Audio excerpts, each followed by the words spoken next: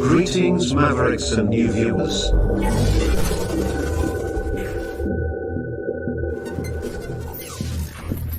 Tonight, direct and live from the Maverick News Network World Studios. This is Maverick News with Rick Walker.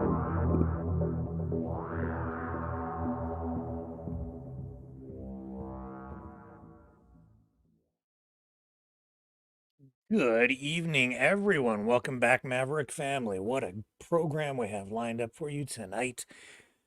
Bitcoin Ben returns. He's waiting in the wings. We'll have an in-depth conversation about the future of the economy, how Bitcoin might play into that. We'll talk about Trump and RFK Jr., both of them talking about using Bitcoin as a way to prop up the American economy. What else do we have? We have Biden and Kamala Harris greeting the American hostages released by Russia returning home. And then we have Biden disoriented, and it looks like he wants to go on an early vacation. I'll show you what happened. It's hilarious, but not funny. It's unbelievable. Oh, speaking of unbelievable, we have a very short Truspiracies segment to run tonight. I hope I don't forget to touch on it. We have some UFO footage, so we'll bring you that tonight too. All that and a whole lot more coming up right here on the Maverick News Channel. But when we come back from this, first up, our feature interview tonight with Bitcoin Ben. Then after that, we'll get into the top news stories of the day.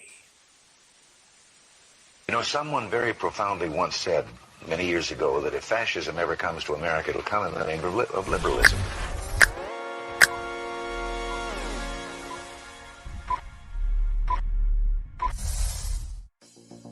Well, I think it's time we ask ourselves if we still know the freedoms that were intended for us by the Founding Fathers.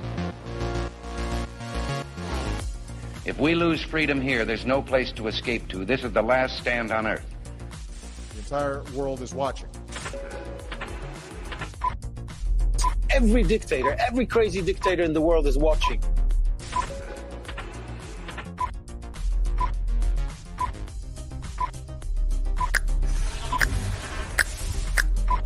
The world is watching. On TV. The entire world is watching. On social media. But the entire world is watching, and yes, they are seeing what we have apparently bravely been willing to say that others are thinking. Stand for freedom. Literally stand for freedom. Let's get this done. The entire world is watching. We're at war with the most dangerous enemy that has ever faced mankind in his long climb from the swamp to the stars. Maverick News. Maverick News. Maverick News. Let me have more control of my own destiny. The world is watching.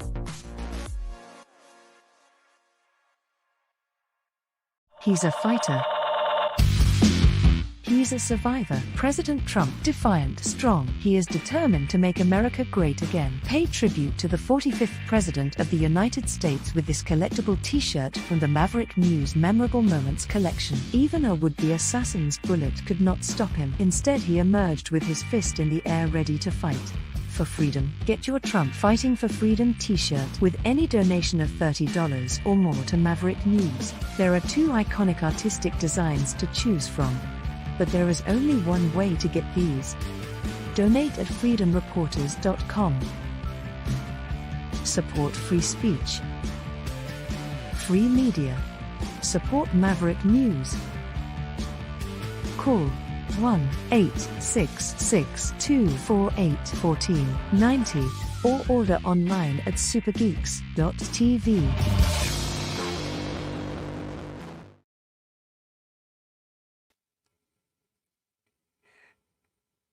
Bitcoin Ben, welcome back to the program. Thank you for taking the time today. No problem. What do you say, Rick? How are you, brother? Well, I'm okay. I'm not sure about the economy. I'm not sure about the state of the world. Yeah, Uh, a little iffy right now. yeah, and that's, I guess, why we see people like Donald Trump speaking at the big Bitcoin conference and RFK Jr. The thing that that really made an impression on me was RFK Jr. suggesting that, well, saying that he would sign an executive order requiring the U.S. government to start buying up Bitcoin to create like a reserve of Bitcoin. What do you think of that? Well, I'll tell you what, it ain't just him. It's also Trump. See, RFK, don't get me wrong, and I was at the event. Our clubs had a huge friggin' booth out there. So we were at the conference as they were saying this. And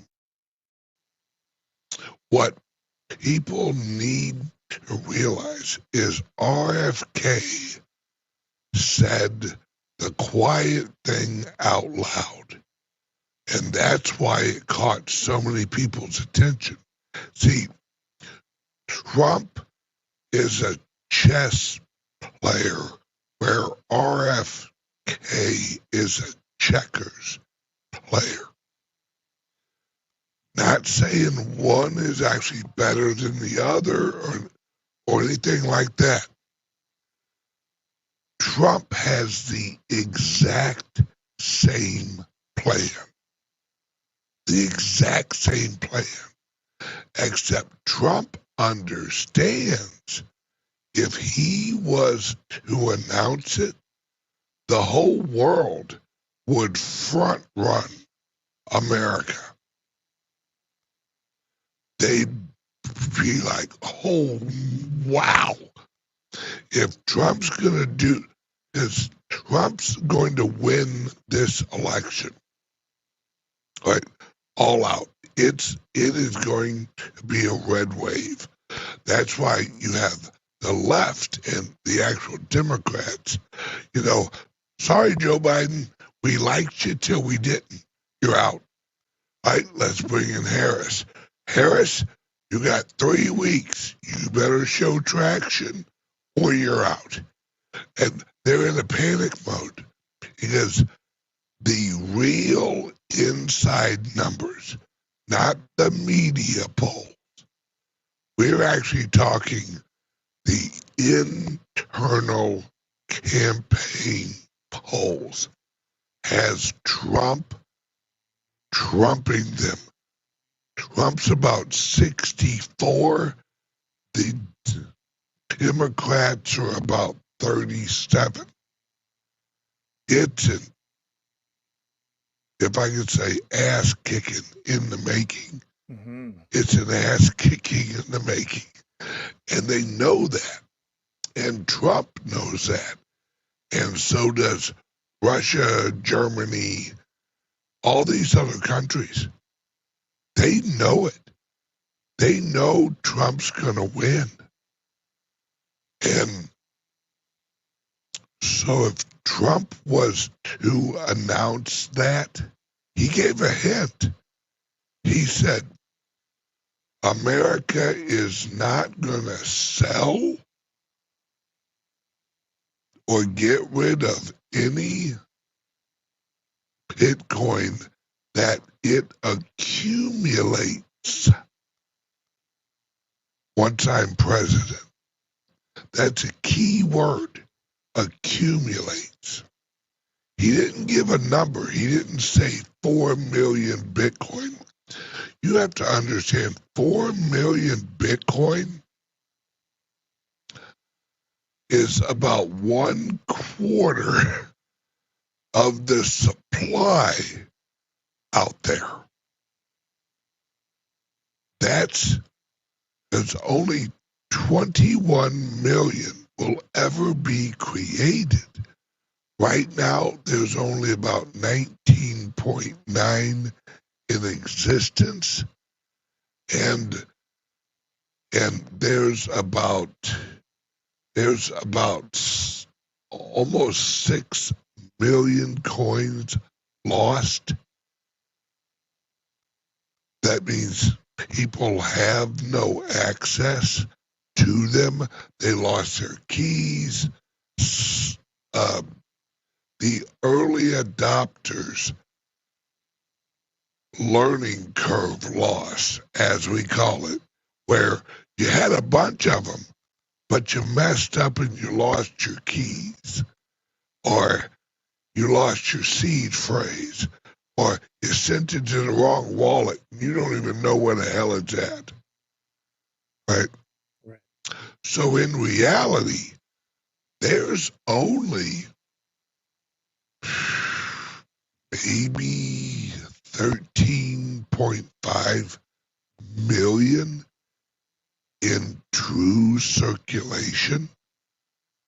So if he's saying 4 million, that's 1/3 of all of the Bitcoin in existence, or all of the available Bitcoin out there, and only about 1.1 million is even on liquid exchanges where you can buy them, and that's been dropping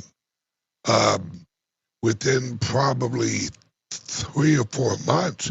We're well under 1 million available, well under 1 million, probably about 800,000 available on a daily basis for sale.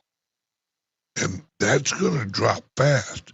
So Trump knows that. And Trump understands if he would have said on that large of a platform with that much media watching it, if he would have said, yep, we're going to hold on to what we got, and as soon as I'm elected, we are going to start accumulating 4 million Bitcoin.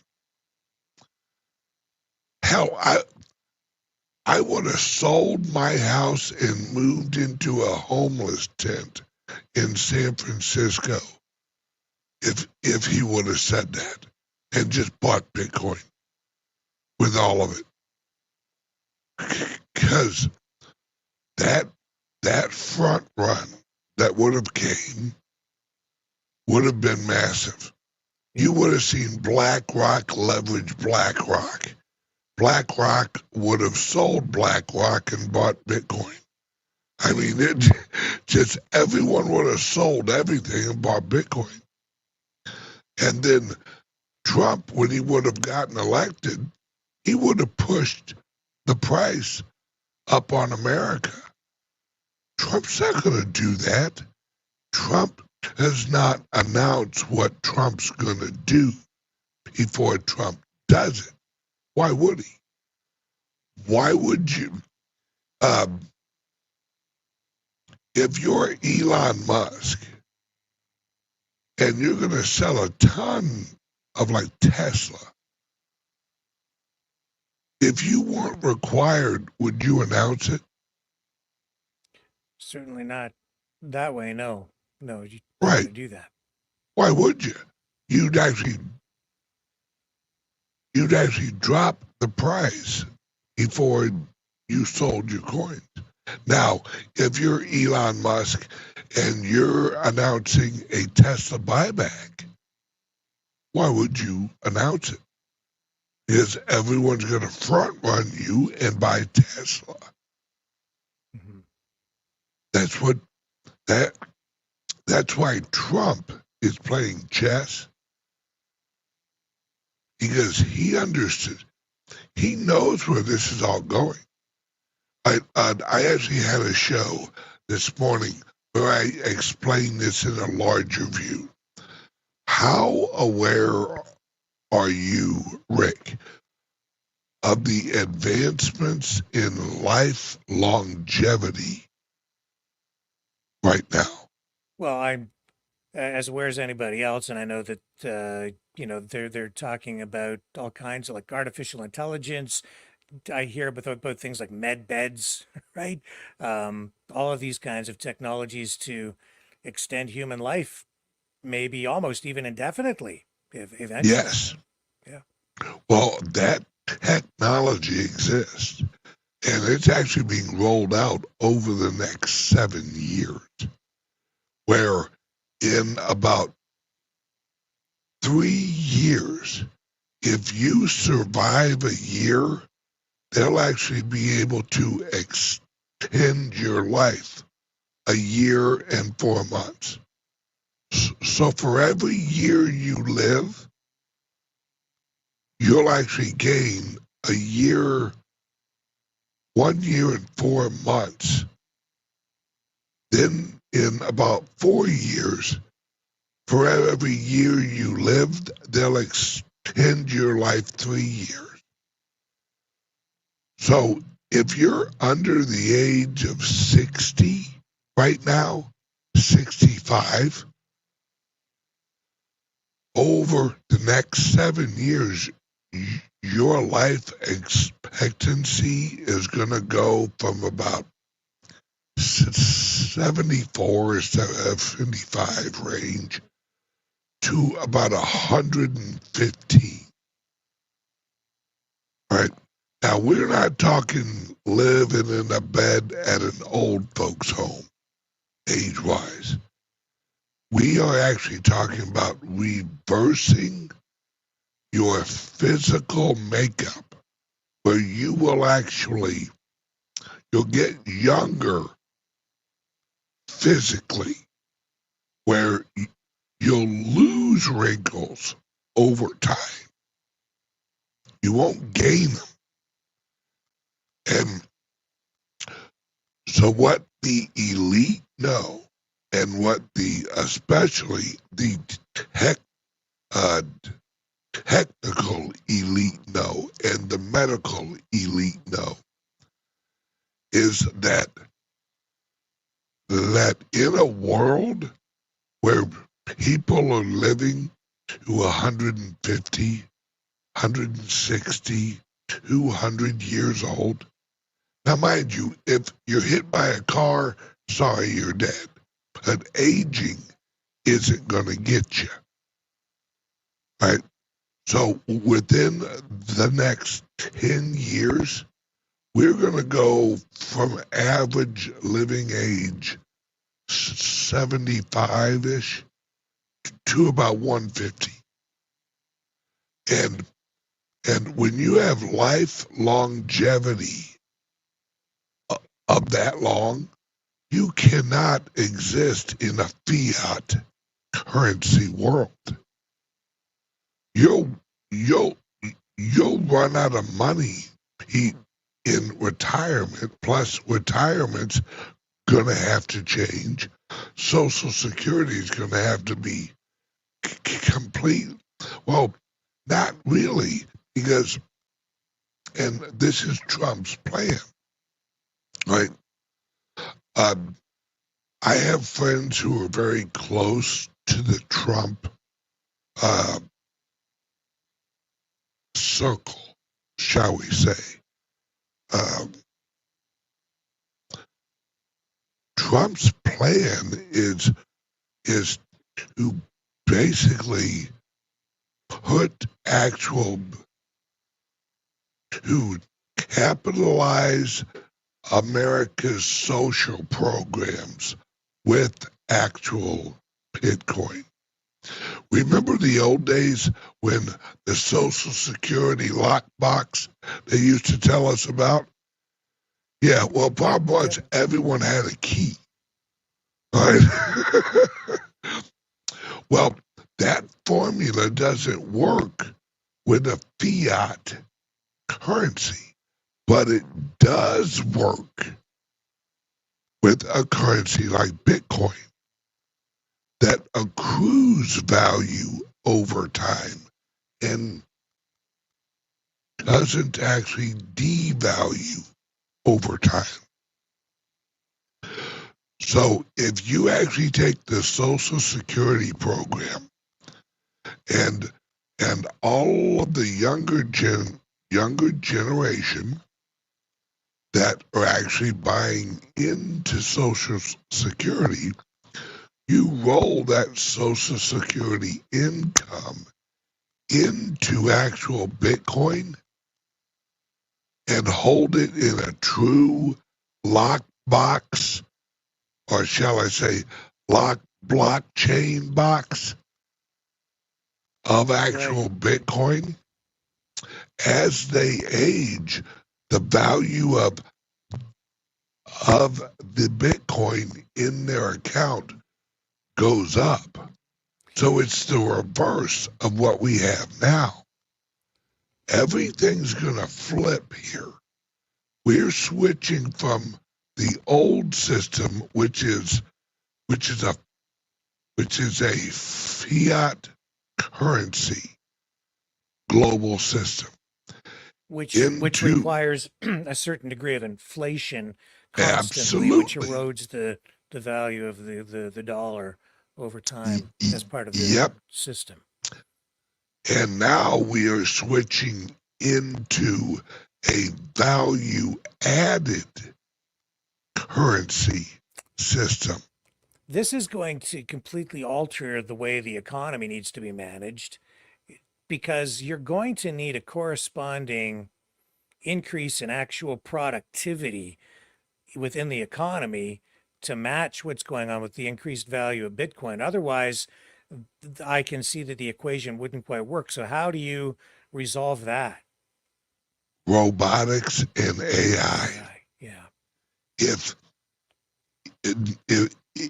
you've listened to Elon Musk lately, he's and not just Elon Musk, but the head futurist of Google is also talking about this. He's predicting we'll have about 12 billion robots in the next 5 years on Earth. Now, if you think of each robot as a human and you tax the productivity of the robot as a human, then there's your productivity right there. Because human population is shrinking. A lot of people have and a lot less children. But if you're replacing humans with robots, you will increase your productivity, and at the same time, you implement actual Bitcoin using the Lightning Network, then these robots and AI can actually pay each other. And I know that sounds weird to people who aren't as deep in blockchain as I like. There's a thing called a smart contract, right? What a smart contract is it's programmable money. And basically what we're going to have is just in time, or here, I think I'll actually coin a term. Just as achieved payment settlement. So the moment that a robot at Amazon ships out a product, the value add from that robot is then distributed to the sellers of that product.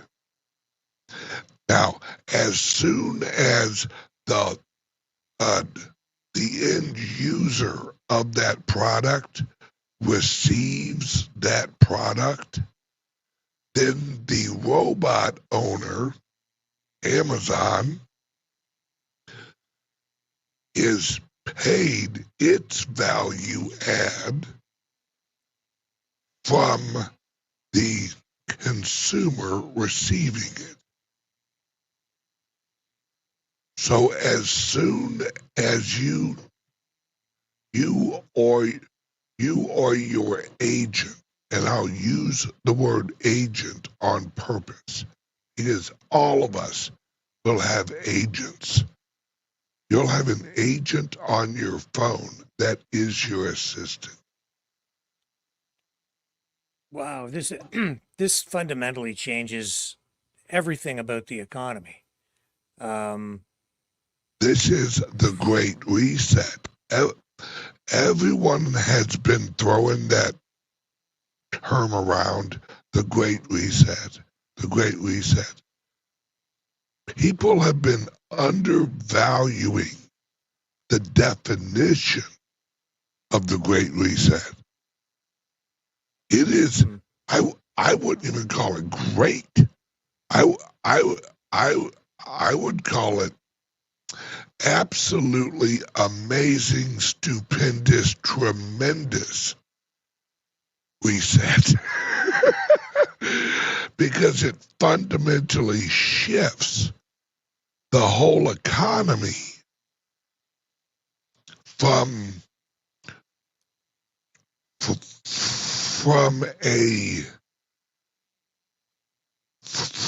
a labor economy globally into an attention economy globally. What do you mean by attention? Robots are going to replace most jobs. Right? That's just how it is. And right now, when you go to work, you're putting in labor. You're swapping your work time for your paycheck. Well, over the next 2 or 3 years, that's going to shift into you get paid for your attention. Your waking hours and sleeping hours, you'll be paid in cryptos for your attention. Because the most valuable asset in the world is human attention.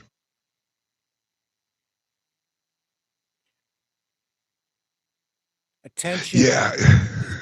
Okay, I'm still not wrapping my head around that. They want your attention focused on what? On the highest bidder. Right? As you're watching TV, advertisers will know your household income. Right. They will know what type of shoes your wife likes. They will know what type of watches you prefer. They will have a consumer report on you that is so detailed that they can throw an ad in front of you and you're hooked. You're a buyer.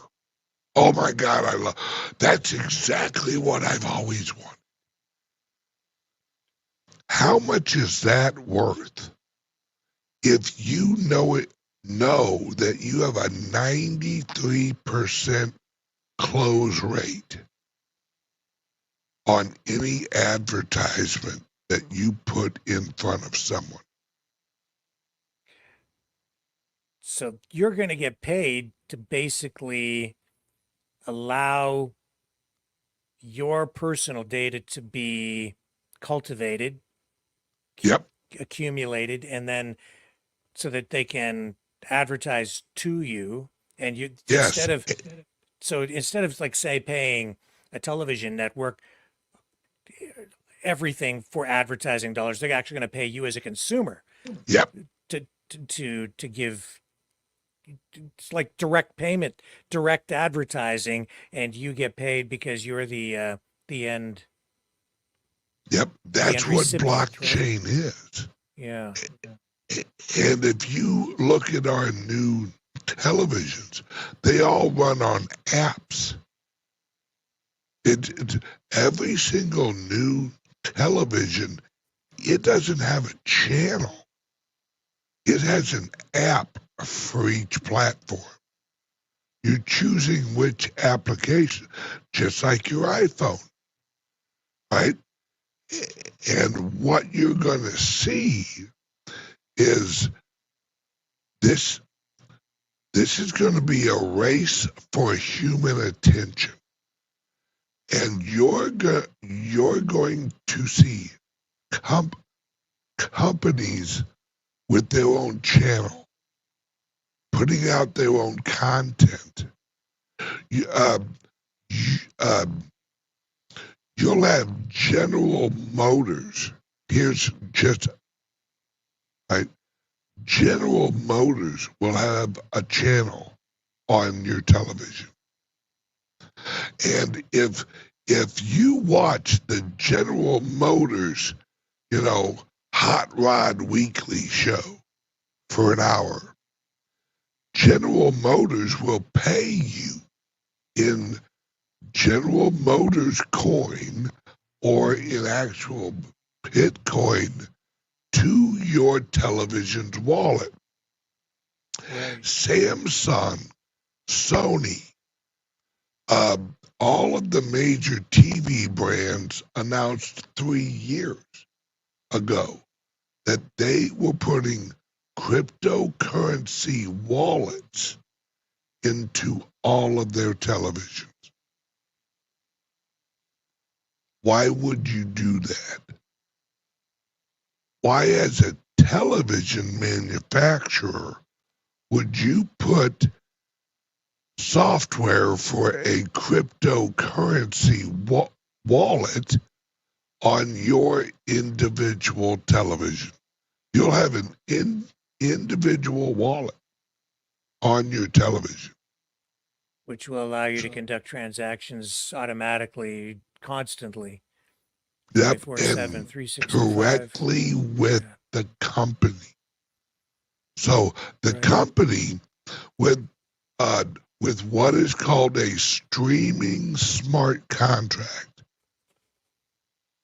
If you watch 37 minutes and 18 seconds worth of a show, they can stream what are called the micro payments to your television wallet as you're watching it. But during that show, they will play ads for their truck. Or if they have a really popular hot rod show, other companies will pay, use our oil, and all this. But the whole time, the channel is streaming streaming money to your wallet on your television. That's linked with your private wallet on your phone or on your laptop, where you can direct it through another smart contract. I want half of it to my daily use wallet and half of it to my savings wallet. So we as individuals, as humans, will we need to work at all or just sit and watch TV all day in order to accumulate wealth? We as humans, we naturally work. There's very few humans who don't actually work. Right? Work is a word without a definition. All right, work is very general. But hey, what'd you do this weekend? Oh, I worked on learning how to play softball better. Did you really work? No. You played softball. You did something you enjoyed doing, but you worked on, you know, work is just a verb that generalizes human action.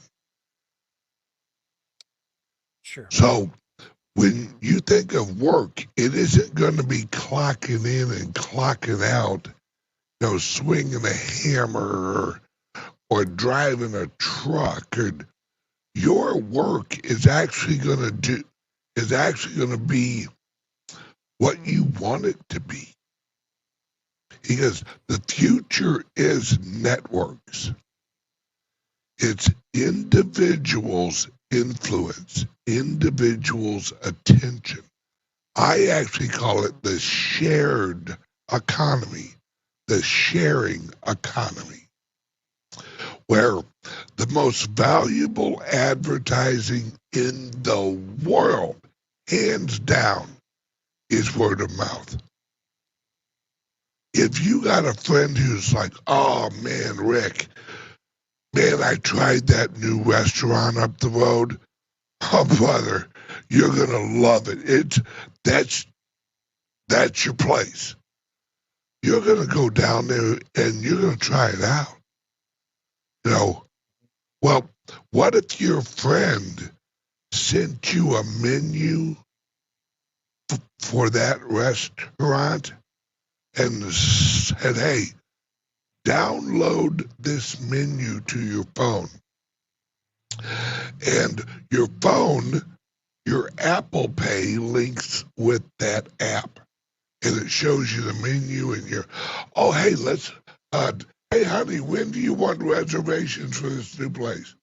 All right, Friday, okay. So you make reservations. Your buddy told you it was good. You and the wife, you got your weekly date night. You go down to the restaurant. The restaurant, you go, you love it. Best food you've ever had. Well, your friend, his link he sent you, your friend just received 10% of what your bill was. I got it. That's the new economy. Kind of like an affiliate program on steroids. Yeah. Absolutely. And a lot of them, that's how my club is shaped. Is we are a membership, we are a crypto AI social club with a 3-tiered affiliate link where if let's say you joined our club, Rick, and you hopped on our website, you watched all the education videos for blockchain, and you lived here in Sarasota, you're like, hey, it's poker night on Friday down at the club. Let's head down there and play poker. Well, you receive a link as part of your membership. Let's say you send it out on all your platforms and you say, hey, this Bitcoin Ben's website, and he's launching clubs all over the place. He has a club in Sarasota, a club in Nashville, a club up in Massachusetts, which I do, and I'm launching clubs in St. Louis and in Texas. Well, some of your viewers click that link and they join the club and they learn about Bitcoin. Some of them live local, so they come down for social events and in-person classes. Well, you receive 10% of their monthly membership paid out every month. Well, now your friends joined. Now they have a link. and they send it out over their Facebook. Hey guys, I just joined this new website about learning about Bitcoin and all that. Man, it's a great site. Check it out. So one of their friends joins. You, Rick, you earn 5% of everyone who joins under him. Then one more level down is 2%. So 3 levels down, you're getting paid every month. You're getting paid to grow the network. Some people are, I can hear it now, they're going to say it's a multi-level pyramid scheme. So how do you respond to that? Absolutely not. We are providing this is what I usually tell people. Walmart is a multi-level marketing scheme. You just don't see it. They have producers that sell to Walmart. Then Walmart sells or rebrands it in their own brand and sells it to you. What a lot of people call multi-level marketing is really just a supply chain. Okay. That's it. Let's use the restaurant as an example. You go, you eat at the restaurant. Your friend gets 10%. The reason the actual term multi-level marketing exists is advertising companies in the 50s and 60s created multi-level marketing as a term, as a negative term, because it removes you don't need a marketing company if your marketing is your clientele. All of a sudden, everyone who loves your restaurant is your salesman. Why? Yeah, I understand that. I get that.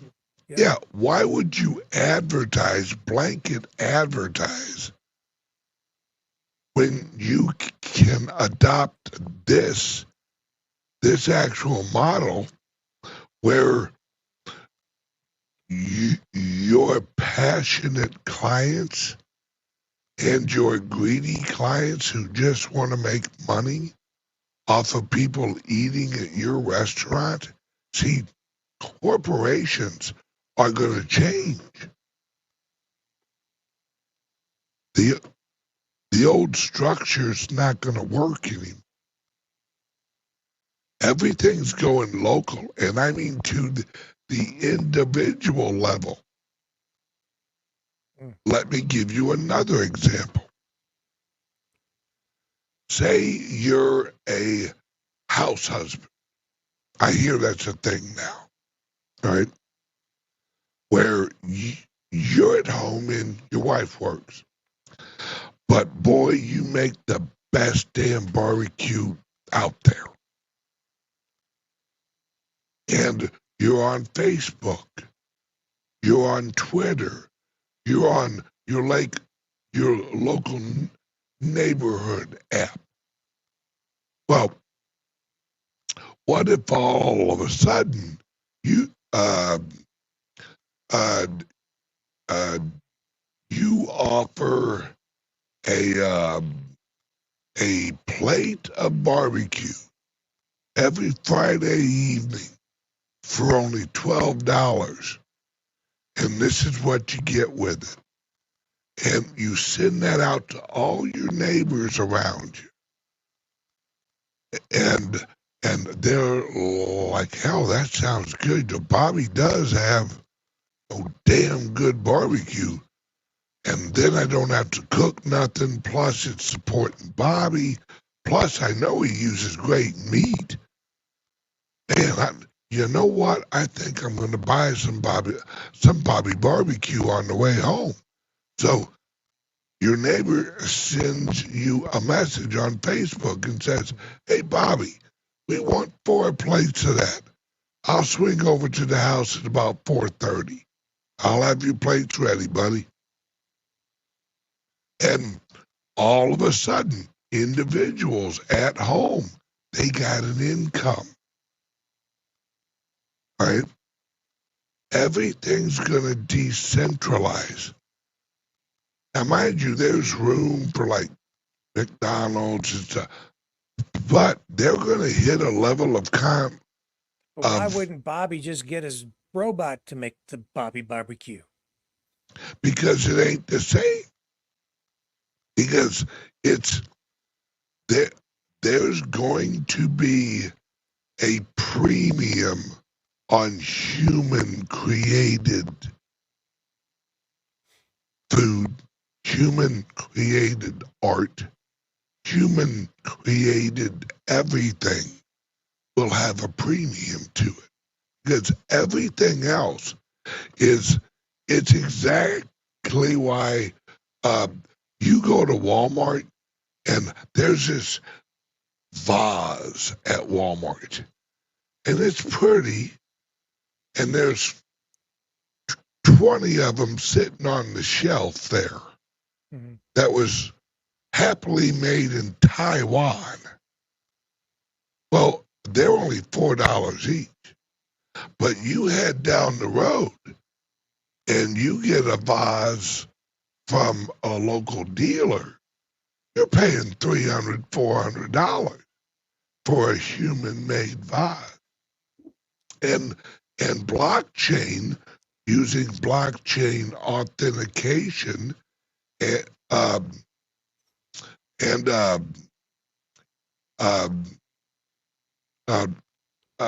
Heidi, EFT, yeah, yes. No, NFTs. I'm sorry, I was trying to think of non-fungible tokens. Yep, non-fungible tokens. You'll be able to authenticate that vase was made by a certain artist. They'll have a cryptographic signature and an NFT that comes with that vase. So in the old days, they'd flip them over and they'd number them. Yep. And they'd actually put like their mark on it.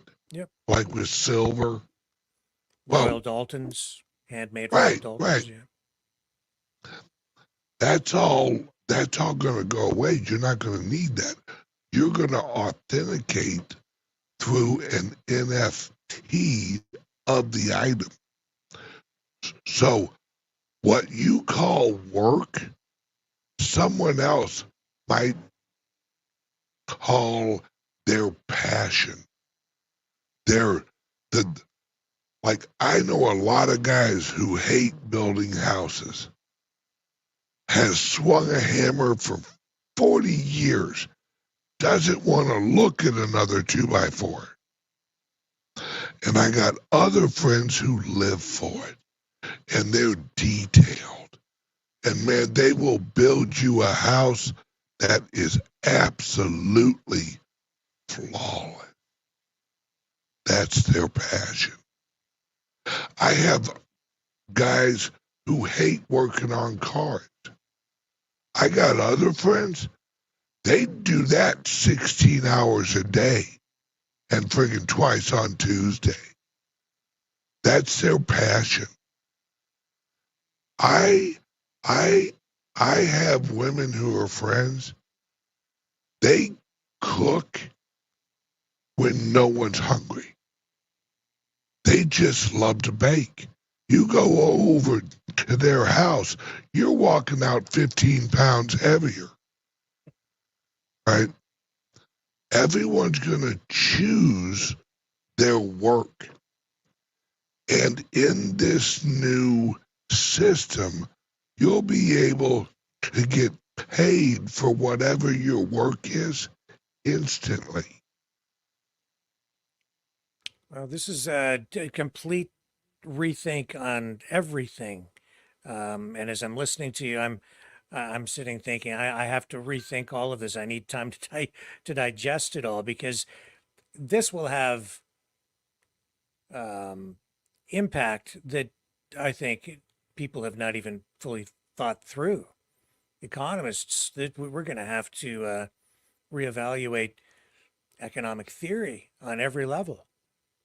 Let's just say this. They're going to have to rename they're going to have to go from economists to I-economists, because everything's going to be individual. So what will this mean for, say, nation states, international relations, the geopolitics? RFK Jr., Trump, they're looking at creating a strategic reserve of Bitcoin. What will that mean? Like, we've got right now the US dollar is the world reserve currency. That has, been the case since World War II. We have the US dollar. If the US dollar is undermined, then the US economy could potentially crash. But if you're replacing that, or what are you doing? Backing up the US dollar with Bitcoin? Yes. Is that what the idea is here? Yep. It's Trump is going to shift us from a fiat currency into a commodity-based currency. And it will be tokenized. And we will get rid of the Federal Reserve, and it will roll right back into the Treasury.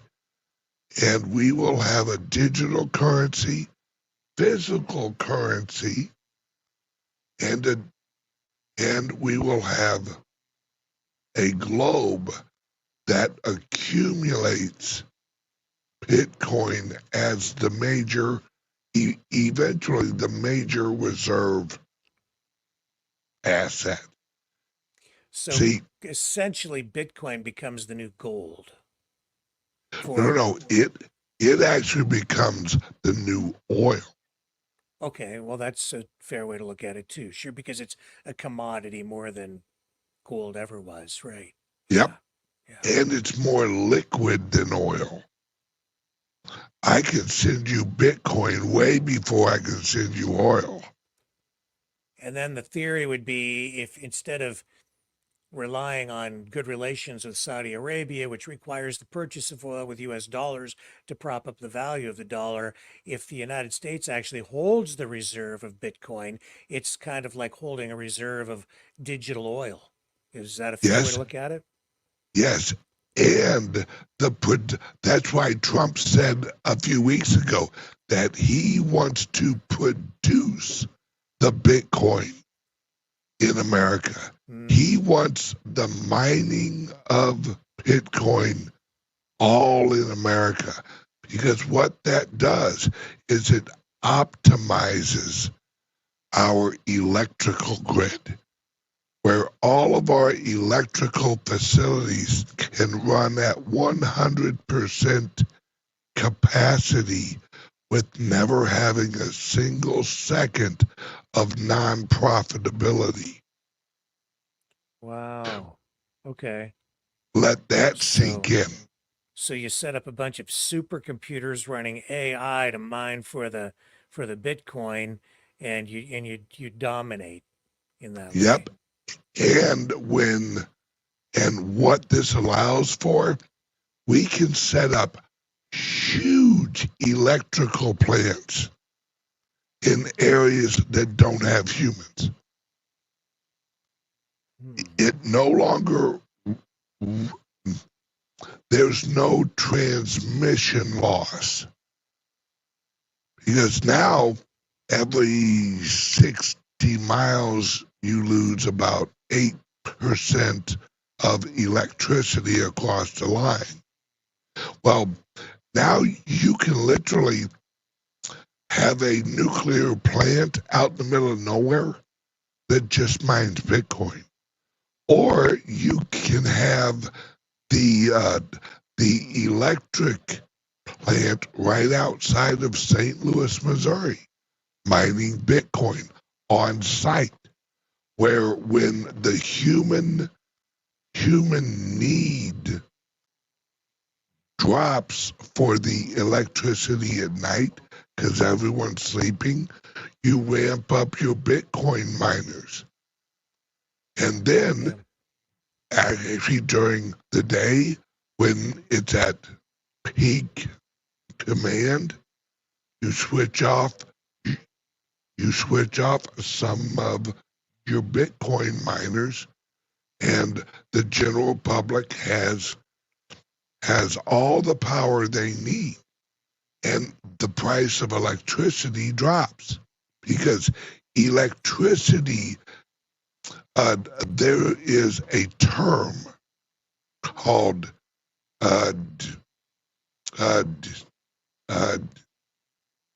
what's it called? Demand anticipation cost. That's about 18% loss on all electricity made.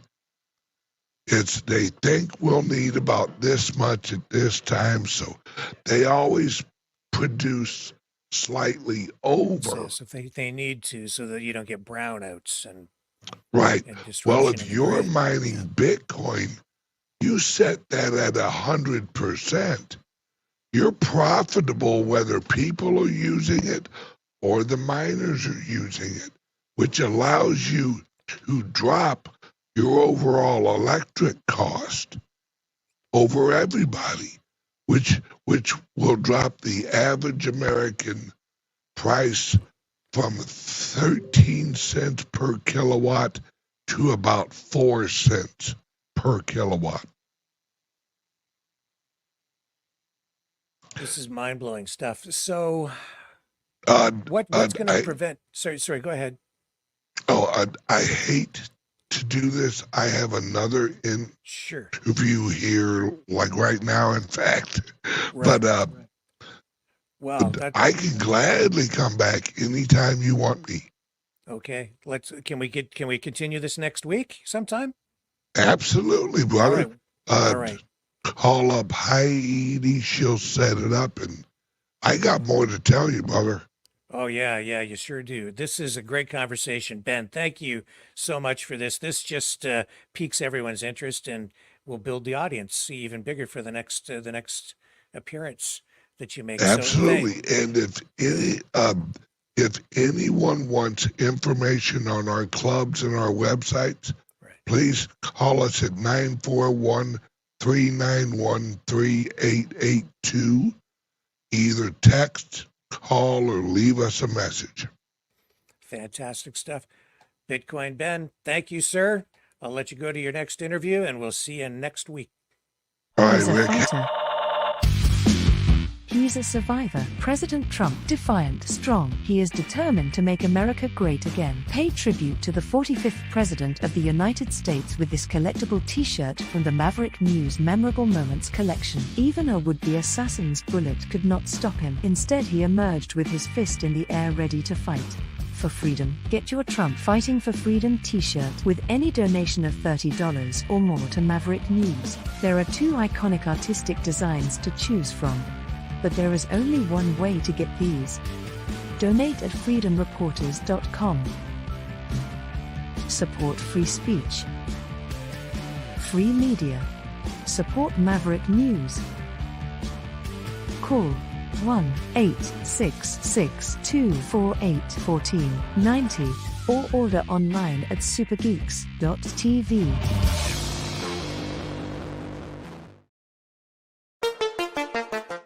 The New World Order. Government overreach. The Great Reset. Mainstream media lies. Now more than ever, independent voices are needed. Donate now at freedomreporters.com. That's freedomreporters.com. Maverick News. The antivirus program. For your mind.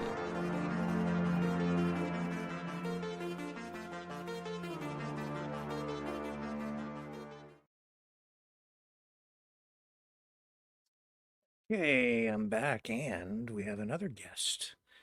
He's ready, he's willing, he's eager, and he is right there. Hey, hopefully we make some snowflakes cry again. Hey, are you feeling okay? You look horrible. I'm just kidding. Just a joke. Just a joke. Just playing. Well, truth is sometimes painful, but No, just playing around, of course. yeah, How are you, brother? Just fine. Welcome back, Joseph. We have things to discuss tonight. I know you've been digging into a story, and we're going to get to that, but there are some things I think we should maybe touch on before we get to the material you've prepared, because I think it is sort of related, a lot of this stuff, because we're going to be talking about information warfare, propaganda, fake news, real news, what's real, what isn't, how do you tell the difference, and so on. All issues interrelate and interconnect. I get that criticism on my own show. Why are you down so many other rabbit holes? Because nothing exists in a vacuum. All these things relate. You can't just, hey, squirrel, right? The movie Up, squirrel. Stop paying attention to the shiny objects and understand they all relate, right? They want you to look at this, so make sure you're paying attention to that. So I think the first thing we should maybe touch on is this President Biden and Vice President Kamala Harris greeting the Americans who have been freed from Russia. As you know, I'm sure, we've had this gigantic, historic prisoner swap. Some would say spy swap, depending on how you view these people. Right? Are they journalists? Are they spies? What do you think? Well, we gave up real murderers, a real Russian assassin planted in Germany. It's not, I'm glad Paul Whelan's back. I've been crying.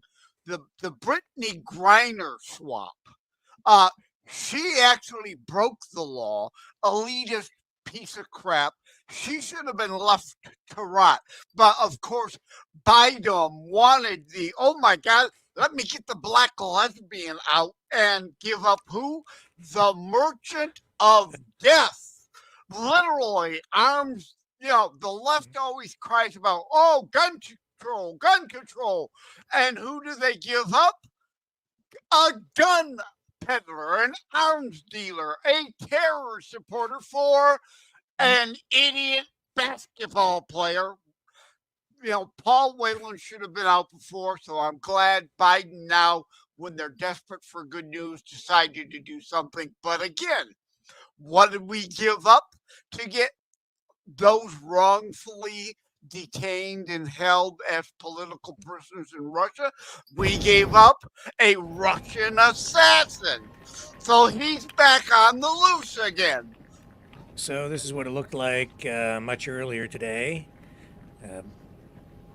As the hostages returned, and Biden and Harris were there to greet them.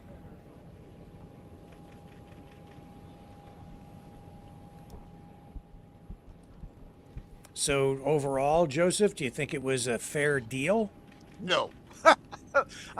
If you didn't get that implication from what I said already, the short answer is hell bleepy bleepy bleepity bleep no.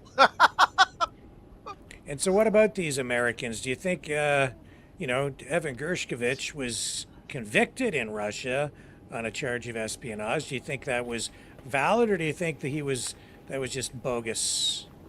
That was bogus, and the whole Whelan thing also bogus.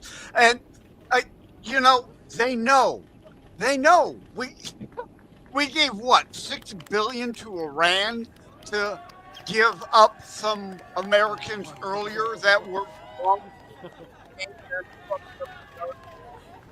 Yeah. So Hamas, Hezbollah, Russia, China, will do it too. I mean, our enemies all know whenever there's a Democrat in the office, they'll give away anything and everything. So they know to take hostages. And that's what this is. We're giving away, again, the merchant of death and an assassin that will be on the loose again now. And with Iran, $6 billion, which then is going to Hezbollah and Hamas terrorists, we give away everything. So what do? Duh, if I'm the Ayatollah, I order you take more American hostages. We get more money. Yeah, well, that's why Reagan always said, right? We don't negotiate with terrorists. With Yep. terrorists, yeah. Now, for every rule, of course, there has to be the occasional exception. But, yeah, in general, you cannot negotiate. You cannot appease, like idiot Democrats, 3 last administrations, all trying to appease Iran. Oh, please like us. Please stop chanting death to America along with death to Israel. Because again, you moron anti-Semites, they consider them the little Satan. They consider the rest of the West, U.S. and Canada, Britain, France, Spain, Italy, Germany, as the big Satan, especially the USA. But they're not going to be happy nuking Jerusalem and erasing Israel. They want to nuke New York and D.C. and L.A. and Seattle and anywhere and everywhere else they can. And you don't need an ICBM to do that. Once you have an active weapon, you could send it over on a cargo ship. You morons, wake up. Stop appeasing them. Stop aiding and abetting our enemies. So there's Biden, like... Yeah, when he wandered onto the plane, you know, they're trying to say, oh, he wanted to go and congratulate the pilots. Yeah, we're going to show people that. Maybe, but, you know, again, a one-off, as we'll discuss in a little bit, I will use one-off again later. You know, a one-off or a twosie is a coincidence. Over and over and over, like the idiocy of Joe Biden, is called a pattern of behavior. Mm-hmm. Interesting. What is he doing? What's he pinning something on him, or I think is he you're sniffing right him? there. What's he doing? Yeah, I think he's probably pinning something on, but I'm not sure either. I don't think they would be pinning a Medal of Freedom or anything randomly in a return of a hostage thing. That would, of course, you'd want to have a pomp and circumstance event at the White House to do that, right? So who knows? Maybe just a flag lapel pin. Man, just look at the way he walks. He's just showing his age, you know? Yeah. Yeah, let's bring the audio up. And the Easter Bunny's not there to save him this time. Toughest call on this one for other countries. Because I asked them to do some things that were against their immediate self-interest. And they were very difficult for them to do, particularly Germany. Low audio. So we came in at the last minute, and I tell you what, the chancellor was incredible. It was incredible. So, So what's your message to other countries that may think that taking advantage Oh, there's tackles. Hey, look, sorry, that's been the case for all of history. And my job is to make sure, number one, they don't get them. If they do, we get them back. I don't buy this idea that you're not going to let these people rot in jail because other people may be captured. We'll set out all the notifications to all the other countries, all our citizens, what countries not to go to, what to do, what not to do, and they got to pay attention. I got more work to do. Madam Vice President, how do you feel?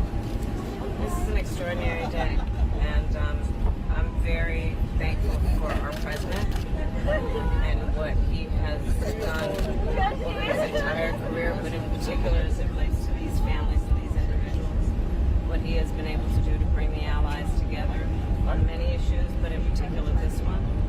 This is just an extraordinary testament to the importance of having a president who understands the power of diplomacy and understands the strength that rests in understanding the significance of diplomacy and strengthening alliances. This is an incredible day. You can see it in the families, in their eyes, and in their crimes. When did you know you got the deal back? A while ago. Got to make sure, wanted to make sure everything was in place. Okay, well, the audio's too low, really, for people to hear it. He's just, but when I'm looking at that, Joseph, he's like, Kamala is talking, he's like, he's like only a dog. 50, yeah, 50% there. He's, yeah, and no, and then, I'm thinking it's more like the dog looking like somebody who's high and not making sense. The head cocked, oh. And then you mentioned this. I'm going to bring this up here now. He wanders away from this news conference, and he's like, he clearly doesn't know what where he's going. Watch what happens when he finishes this question. Prime Minister. I shouldn't laugh because it's actually sad, but we have the basis for a ceasefire. He should move on, and they should move on now. This is definitely one of those Biden moments. It's not helped. Do you expect Iran to strike back? That's all I'm going to say right now. Thank you. Yeah, I think they're going to strike back. I'd say the retaliation is imminent, but we'll see how it goes. Look at what he's doing here.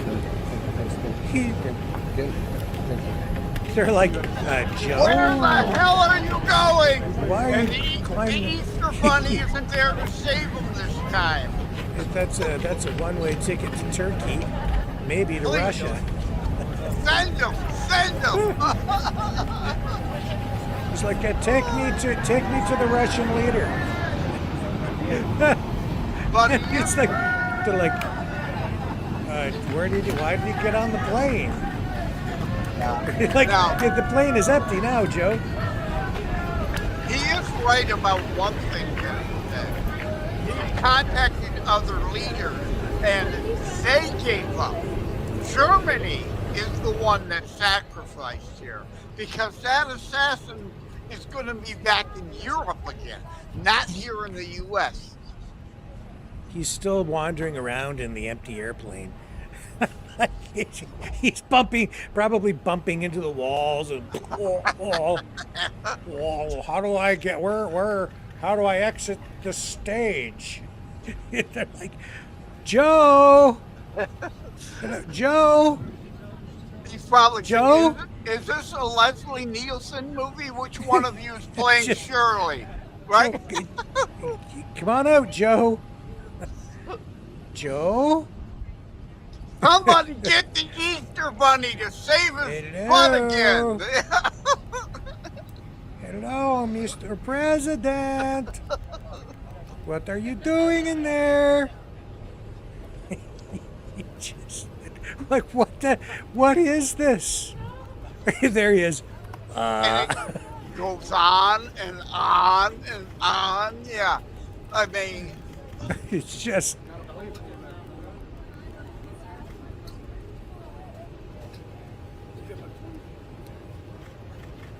That's very athletic of him to take that last step down those stairs. Thanks for being everybody. Yeah, okay, Joe. Okay. that's the one and only improvement tackling Kamala, or as I coined Kamala, ELE instead of ALA, because it will be an extinction level event if she becomes POTUS. And like New York Mag stole from me, Camelot. They're trying to turn her into JFK and Camelot, right? Call me Joe Stradamus. I predicted it on the 21st. This was coming, and sure it is. Yeah, anything to get away from policy. They got, oh, look how wonderful and graceful and eloquent. Just don't listen to her talk. She is. Yeah. Oh man, oh man, oh man. So that's the way all of that has been going down, and we ran footage last night of some of the Russian prisoners returning home to Russia and being greeted by Vladimir Putin. It is an important moment in history, no doubt. Yeah, that's the one good thing, though, about if Kamala does get elected, at least we'll still have word salad, which is as bad as Biden bumbling, but she won't wander onto empty plains, we can hope. Wander around the lawn and need to have the Easter Bunny bring her back, or the president of Italy. What the hell are you doing, Joe? The photo op and the presser is over here. Have you been following what's been going on in Venezuela with the elections and the riots? Of course, yes. Okay, so tonight we see that Secretary of State Antony Blinken has issued a statement. It actually came out, I think it was issued just after we were off the air last night. Here it is right here. Here's the statement by Antony Blinken. I'll put it up on the screen, but in a nutshell, the United States has declared Maduro's opponent the actual victor in the Venezuelan election. It says the United States applauds the Venezuelan people for their participation in the July 28th presidential election. Despite significant challenges, at least 12 million Venezuelans peacefully went to the polls and exercised one of the most powerful rights given to people in any democracy, the right to vote. Unfortunately, the processing of those votes and the announcement of results by the Maduro-controlled National Electoral Council were deeply flawed, yielding an announced outcome that does not represent the will of the Venezuelan people. So, Blinken, State Department, U.S. government saying not a legitimate election. They have declared the opposition opponent the victor in this election.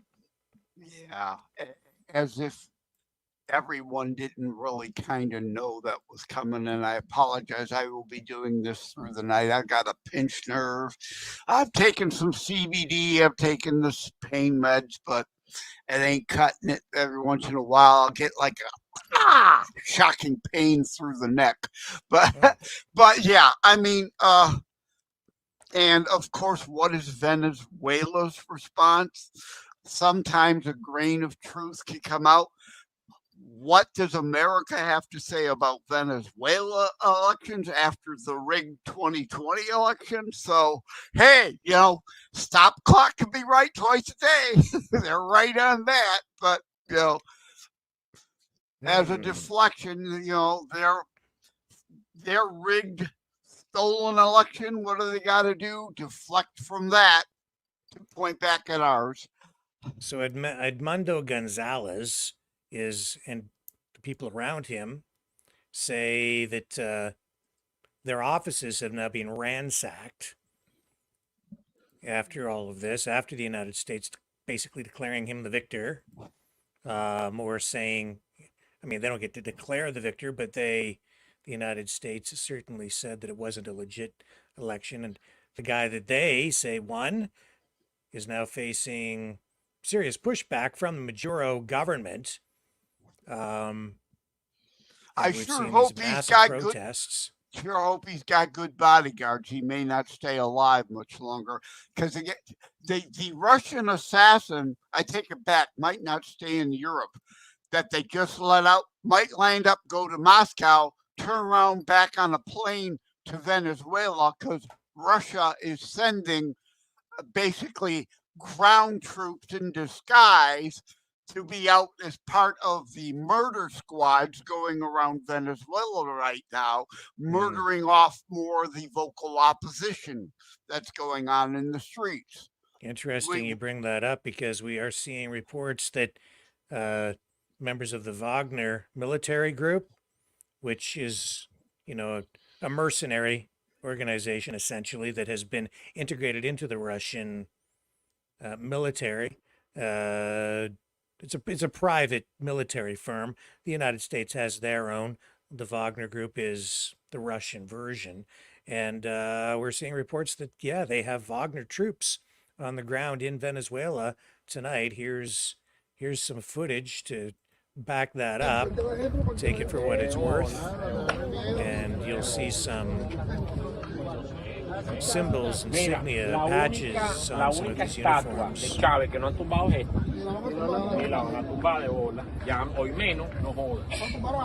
And no doubt, no question that you are looking at an axis of power, if you will, or an alliance that has been forged between Venezuela, Russia, all of these. The world is being split in half essentially. So you have your communist countries, a lot of your Arab countries aligning with Russia. So you've got Russia, China, Brazil, India, Cuba, Venezuela. Some of these Arab countries as well, Yemen.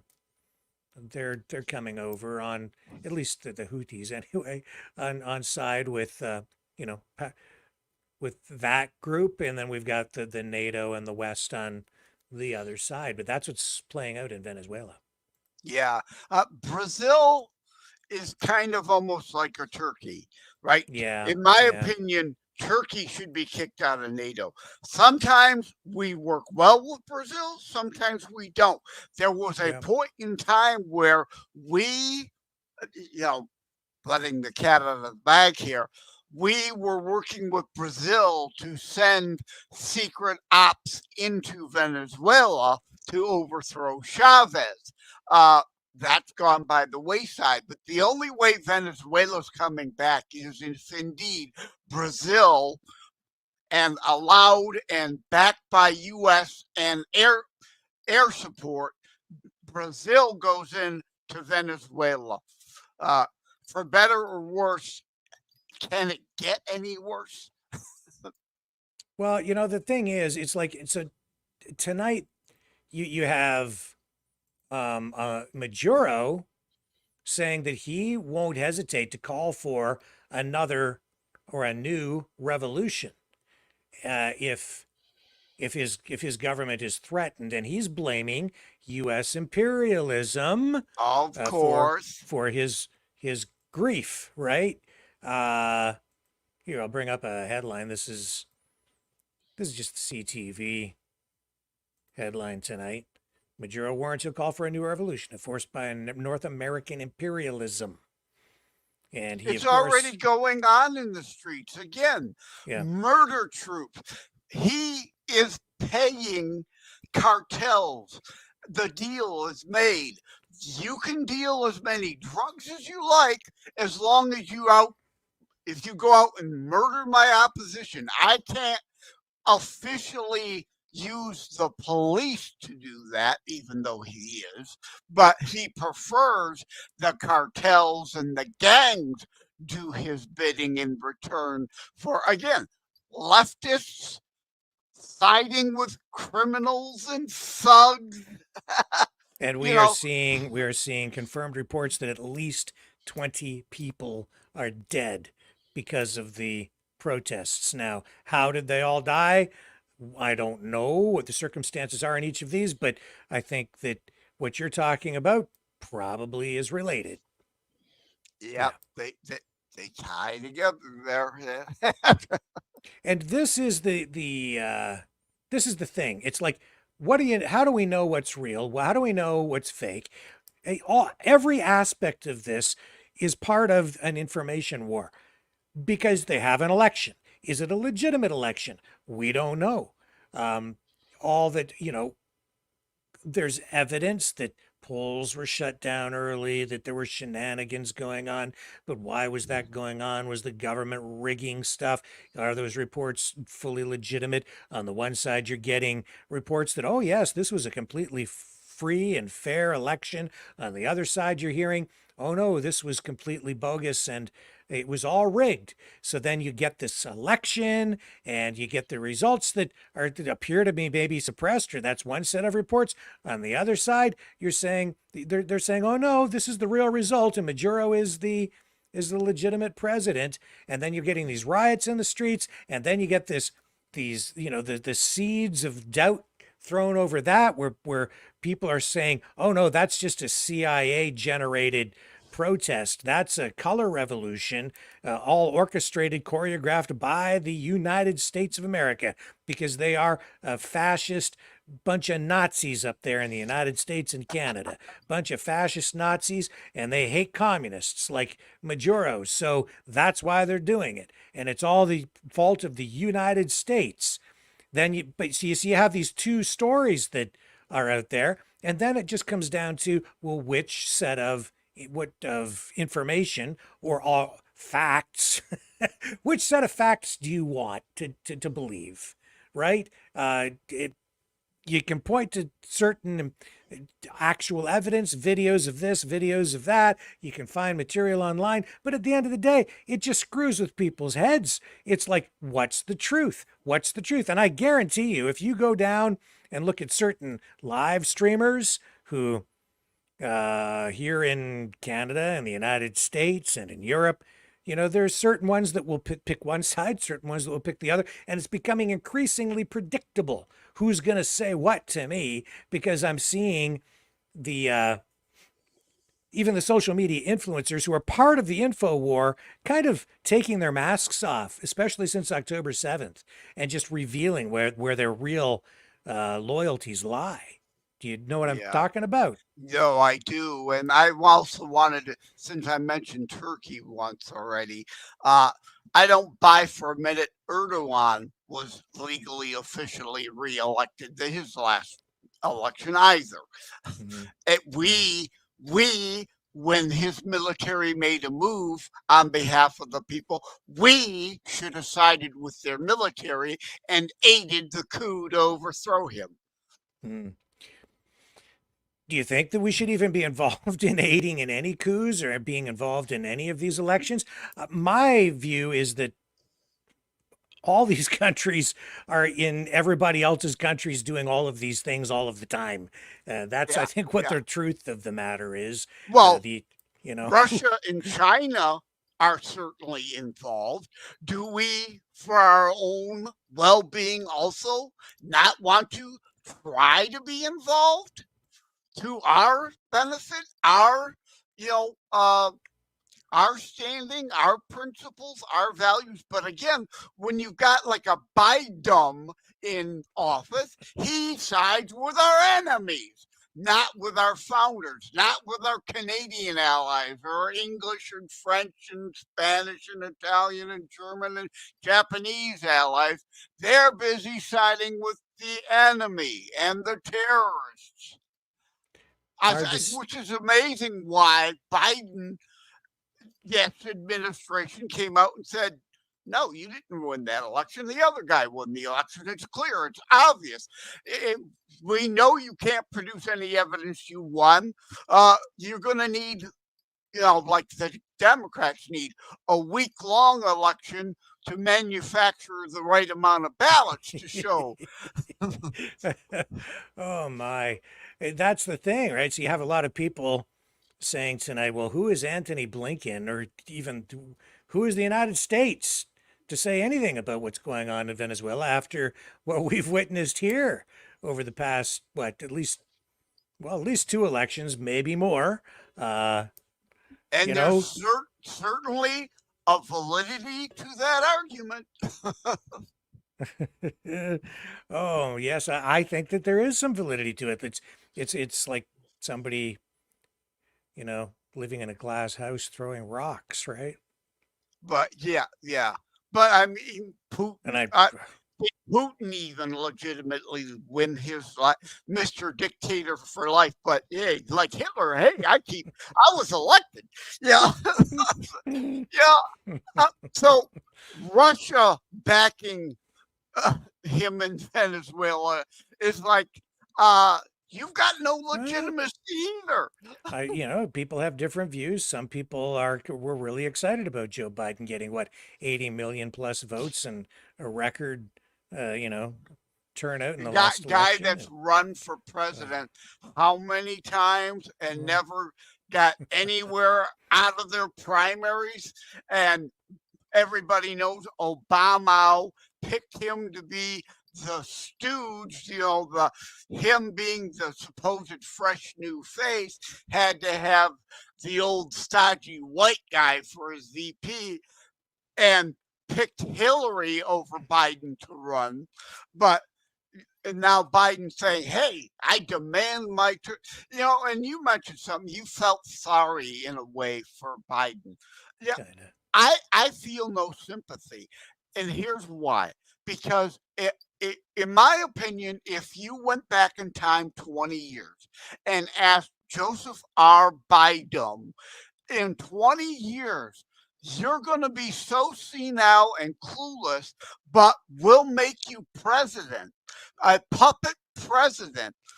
He would say, okay, sure, sign me up. I think he would be fully on board if he were all there being the figurehead. So I have no sympathy for him because he's always wanted that title, president. So I kind of related to this. I'll segue this way. All this confusion, controversy, surrounding the Venezuelan election, I think that it just is. It's terrible for people. It's terrible for the world. It's terrible, just terrible. It screws with people's heads. You can't tell what's real. Nobody knows whether this is legitimate, whether that's legitimate, whether this was a fake election or a real election.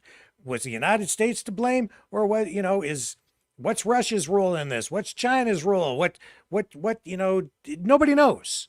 So that's all that it really takes. It just takes a few seeds of doubt to be sown so that it grows into a complete mess, into chaos, right? And now you have riots in the streets, you have people dead, and then it's like you don't even know how it was caused, why it was caused. Was it organic? Was it choreographed? So that's what's going on there. The same kinds of things are actually going on in America as we speak. The exact same kinds of things.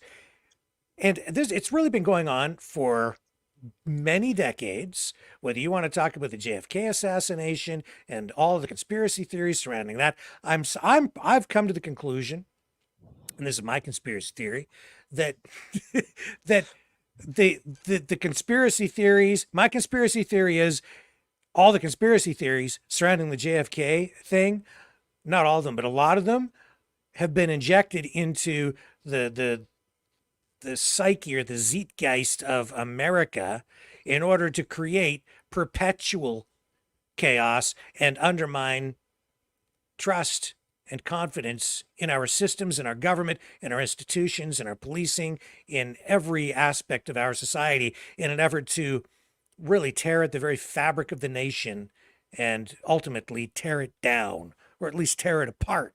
And it's done in a variety of different ways, but the JFK thing is like an entry point. And then fast forward to this attempted assassination against Donald J. Trump, right? So someone very good friend of the show. And I've not just this one person, but many people actually sending me constantly links to videos and new conspiracies about how many shooters there were at the Trump thing. I mean, the truth, I think, is kind of like right in front of you. It's just so blatantly obvious what happened. Just a little bit of common sense. Just look at what happened. That's what happened. But now people can't believe their own eyes. They don't believe the video evidence, because now we have all these people with all these conspiracies and theories and ideas. I can't, like, as it was sent to me today, I was messaging with someone and I was like, I don't have time to look at all this stuff. I can't even absorb it all anymore. There's so much of it. I can't even watch it all. And I think most of it is just a bunch of BS for the most part. It's people either looking for clicks, so they're clickbait artists, or, and that's most of them. And I think also you already have some foreign infiltration there into the information stream where they are helping these conspiracies gain momentum so that it creates more and more chaos within the election itself, within our society, to screw with the minds of the American people, to screw with my mind, your mind, everybody's mind here watching the show, everybody in the chat, everybody watching tonight, take note of this. They are messing with your minds. And that's what's going on with most of these, like with a lot of this crazy, there was 3 shooters. No, there were 4 shooters. I've heard, no, there were 2 shooters. There was only 1 shooter. I mean, my God, there were no shooters. The whole thing was a staged event. And it was a manufactured photo op for Donald Trump. And the whole thing was like set up so that he would have the flag behind him and the whole thing. And I did say, like, he couldn't script it any better.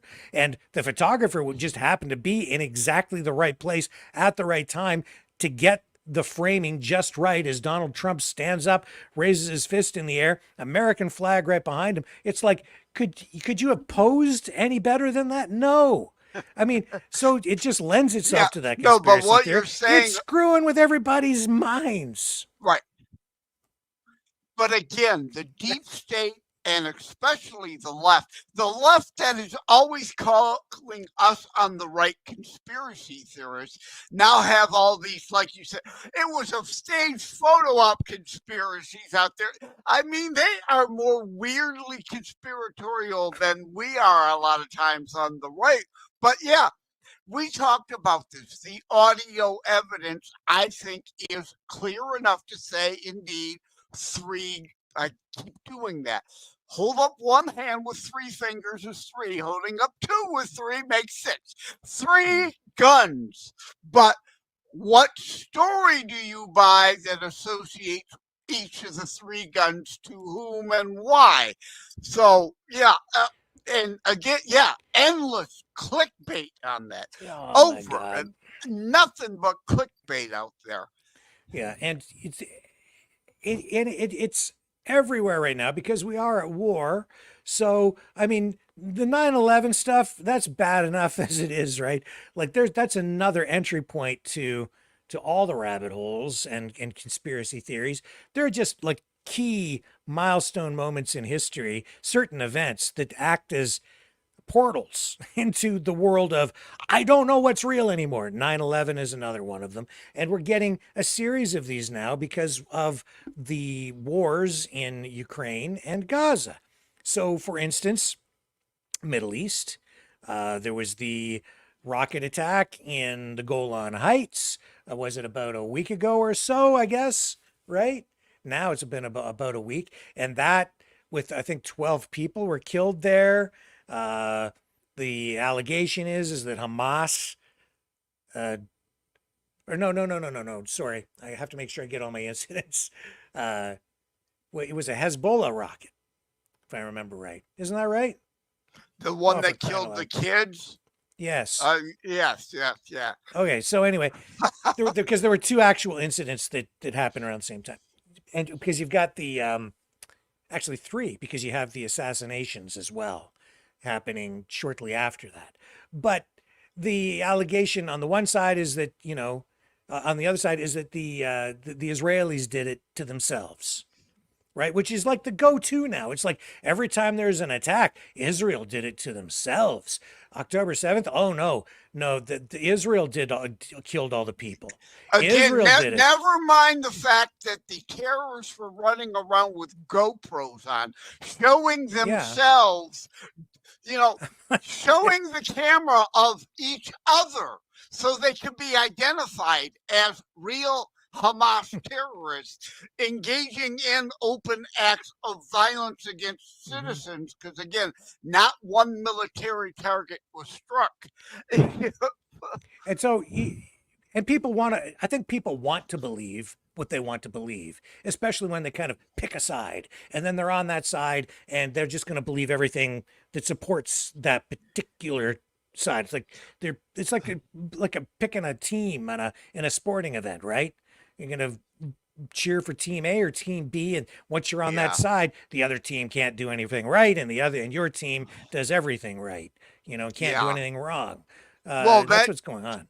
On both left and right, those who crave power and in power and want to hang on to their power like more and more conspiracy, because the more of it that's out there, then everything can and will be labeled conspiracy to try to get you to dismiss it all. So when I watch a lot of this stuff online, a lot of it has become actually of zero value to me. When I've been watching a lot of these guys talk about these wars, the so-called experts, I'm listening to them and they become so extreme, some of them in what they're saying. When I say extreme, I mean, it's like, well, the United States might as well just give up now, and the West and Ukraine might as well just pack it in because they don't have a snowball's chance, and of achieving any kind of victory at all. In fact, they're just going to get devastated if they go in there because their technology sucks and they got no manpower, and that's the end of everything. Then they should just give up now and capitulate. Yeah. Like, but then I heard today, another report on sort of the pro-Ukrainian side, saying that they've had as many as I think the number was like 500,000 people trying to flee Crimea. And I'm like, really? Like, they have this massive exodus out of Crimea because they're worried about an escalation of military activity there. Now, I have been listening and paying attention, and I think there has been an escalation of activity. I haven't really been able to talk to our guy, Kevin, there about this too much, but I haven't really heard him. Like, normally he would message if there was something major going on, or I don't know, but I'm not really hearing that from him. But over here, I'm hearing all these reports that there's all this major activity and that people are trying to get the heck out of Crimea and get out of the way. And I know that, there is absolutely bias in the way that everybody reports on things pretty much. And, he's got his take, you've got your take, I've got my take, but, I'm trying to keep an open mind to everything. But here I am again. There's another example. I don't really know what the heck is the reality in Crimea right now. How many times have I said on your show, the reality is, it doesn't matter the conflict. Every side has their own propaganda team.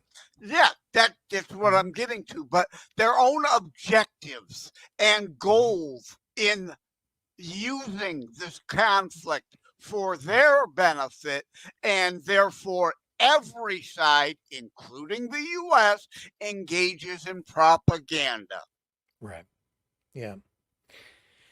So, yeah, I have been looking at a lot of alternative sources in the last few weeks, trying to just really find what the real truth is, trying to find the gray areas, pick out the stuff that's obviously a lie here and a lie there, and then temper that against this over here and really kind of get a better bead on what the truth really is about a lot of things. Yeah, but that latest supposed attack in Crimea is Putin propaganda garbage, and whether or not maybe it is causing some to be concerned and trying to flee, there could be some truth in that. Who knows? I would think most that weren't pro Putin and pro Russia would have already fled Crimea. So, Well, yeah, are these Putin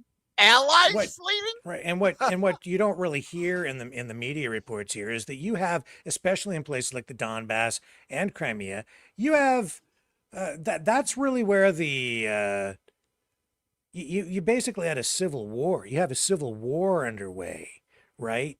And now and then Russia got involved in that. And this is the side of the story you don't hear, especially from those who have adopted the Russian perspective or point of view, and that includes some prominent people, political figures in the United States who have just adopted this Russian perspective on it, right? Largely trumpeted by people like Professor John Mearsheimer, you know, and others, but it kind of starts a lot of it there. So yeah, it's there's absolutely bias, but when you're listening to that perspective, you're only getting half the story. You're not hearing about the Civil War aspects of this, the internal conflict within Russia, the cultural conflict, and how that has been, and how things have changed in Crimea since Russia came in and annexed that area, and what life has been like for, you know, at least a bunch, maybe half the population there. It's just, it's not, it's, do you see what I'm saying? It's like if you've got side A and side B and they're clashing, and it's a language thing, it's a culture thing, it's a political thing. I got to take some more drugs. Oh, God, my neck is killing me. Oh, okay. I'm going to overdose on Tylenol and Advil tonight, I think. You know what? I think I'm going to lean over and get an 800 milligram ibuprofen instead. So I may be a bit foggy. Wonky? A little wonky? Yeah, wonky. There's the word. When we get to the movie event. Well, yeah, I'll tell you what, while you get all juiced up there on your ibuprofen, because boy, does Joseph know how to partay. Okay. Well, he does that. I'm gonna remind everybody that we do have the Maverick Midnight Matinee coming up at 10 p.m. Eastern, which is only just a little over an hour from now, and we're going to be running The Last Man on Earth. And with that being said, here's the trailer, the promo for tonight's feature presentation on Maverick Midnight Matinee. We switch you to the state capitol, where His Excellency, the Governor, is speaking from the Executive Mansion. Further, I have, in conjunction with the federal government, declared this state to be a disaster area.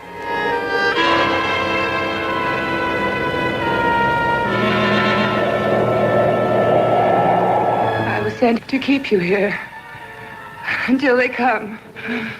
To kill me.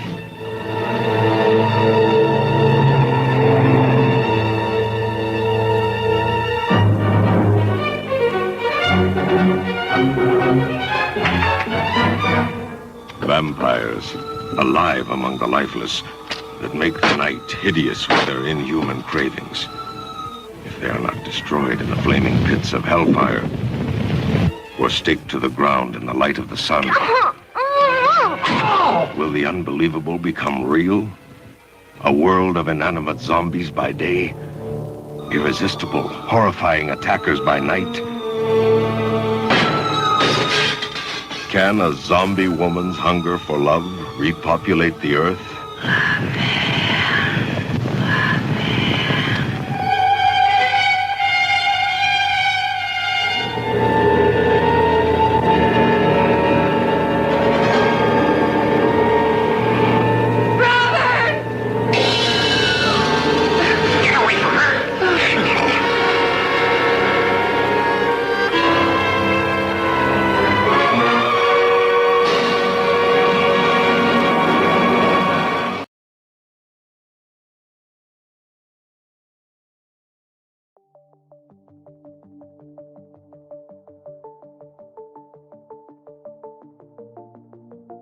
Greetings, brave Mavericks. Our quest for truth continues. We go beyond fake news. Together we expose propaganda. Together we pull others out of rabbit holes. We are maverick thinkers. We are all unique individuals, defenders of individual rights and freedoms, credible, trusted, grounded in reality. Maverick News, Maverick News. Defending free speech, free speech. Donate at freedomreporters.com. Do it now. Tomorrow may be too late. Maverick News. The world is watching.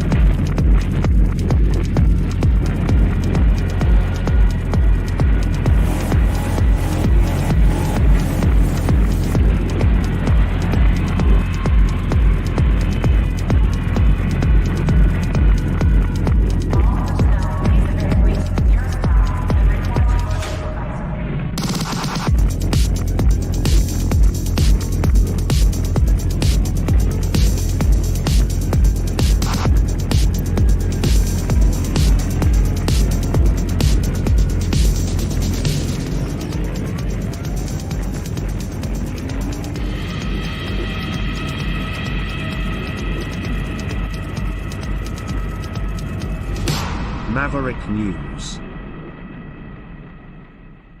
The world is watching. Okay, let's take that down and bring Joseph back in. Hello. Hello? How's that?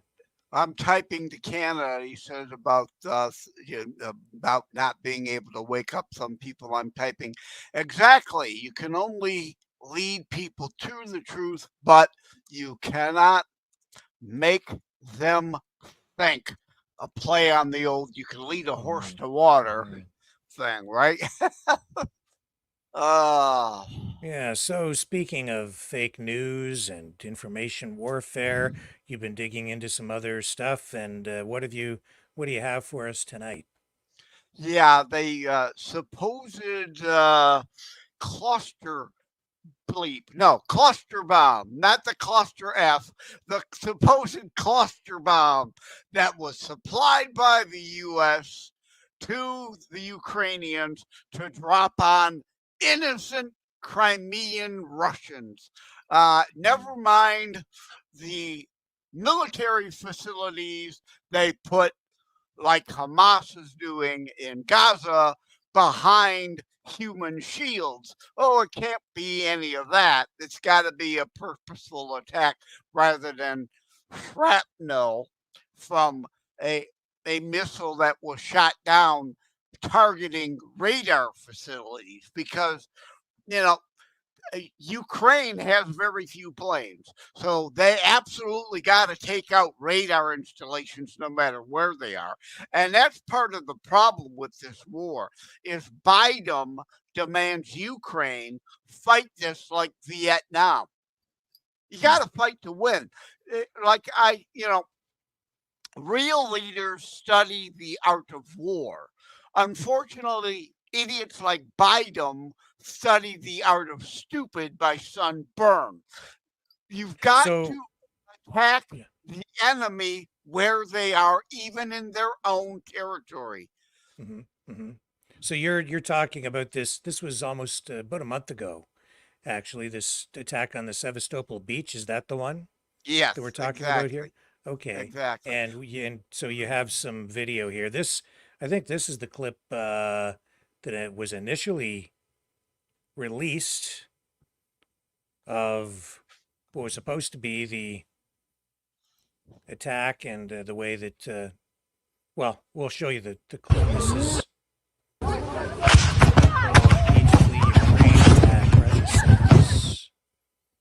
So that was the. Can tell a whole lot from that, right? Yeah, that's what was released. Now I remember, there was discussion here.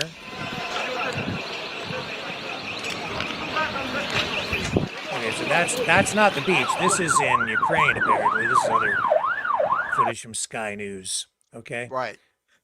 So I guess Sky News is trying to show the juxtaposition. Right. Yeah. Yeah.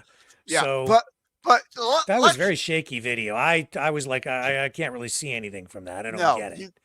And with all the supposed cameras there are everywhere all the time, you don't have good evidence like the attacks on civilians in Ukraine with Russian drones and missiles. If it happens once, twice, it could be an oops, right? And collateral damage.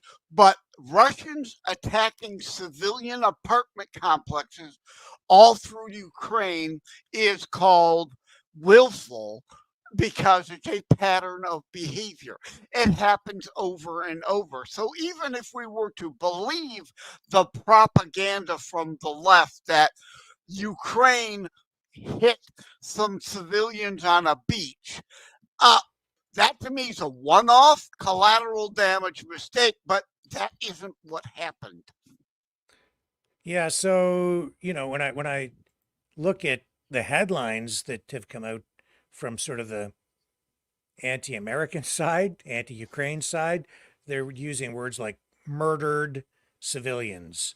And when Kevin first came on to talk about this, because he did, I think, the first night have a discussion with me about this, and his information was what he had been told was that this was seemed to be an intentional attack on the beach involving cluster munitions, which if you've ever seen cluster munitions detonated, they are devastating. Like where are the holes?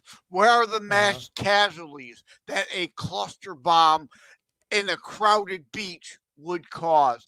This was a missile headed towards a radar installation or other staged Russian military items because Ukraine is finally going to take off the gloves maybe and go at the Russian assets where they are. They shot it down and it was fragments. It wasn't a cluster bomb. It was fragments that may have injured some people where it came down, but that's not where it was heading. Okay. So, I mean, I guess the thing that's making this, continuing to make this newsworthy is the fact that they have now built a bomb shelter on that beach in Sevastopol. We also have seen, I think... if there are no Russian military assets making that area a legitimate military target, why would you need the bomb shelter? And you are also seeing, I know that there have been some reports out of, or like RT, I think, has reported that, I think there is footage, let me just see, yeah, of divers retrieving what they're saying is a cluster munition. So I think they've retrieved at least one.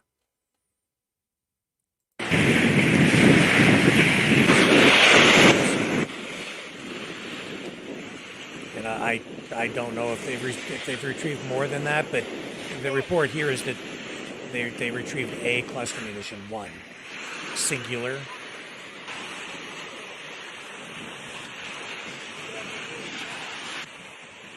But there was other footage, like from a security camera, that showed like a lot of what appeared to be, well, things dropping into the water.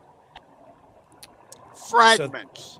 Possibly, but it seemed to be like a pattern. And I know that those ATACMS missiles can be and often are equipped with cluster, or not, I don't know how often, but can be equipped with cluster munitions.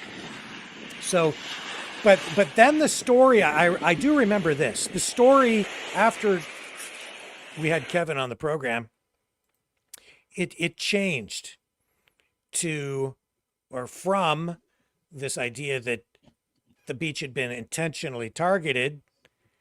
Then there were other reports saying that there were multiple missiles fired, all of them shot down, including this one over the beach, which then was fragmented, and a lot of the debris came down, and that's what resulted in some people being injured. And I think there were some deaths as well. But the numbers as well, which makes me wonder about things, is that the numbers kept fluctuating from day to day to day.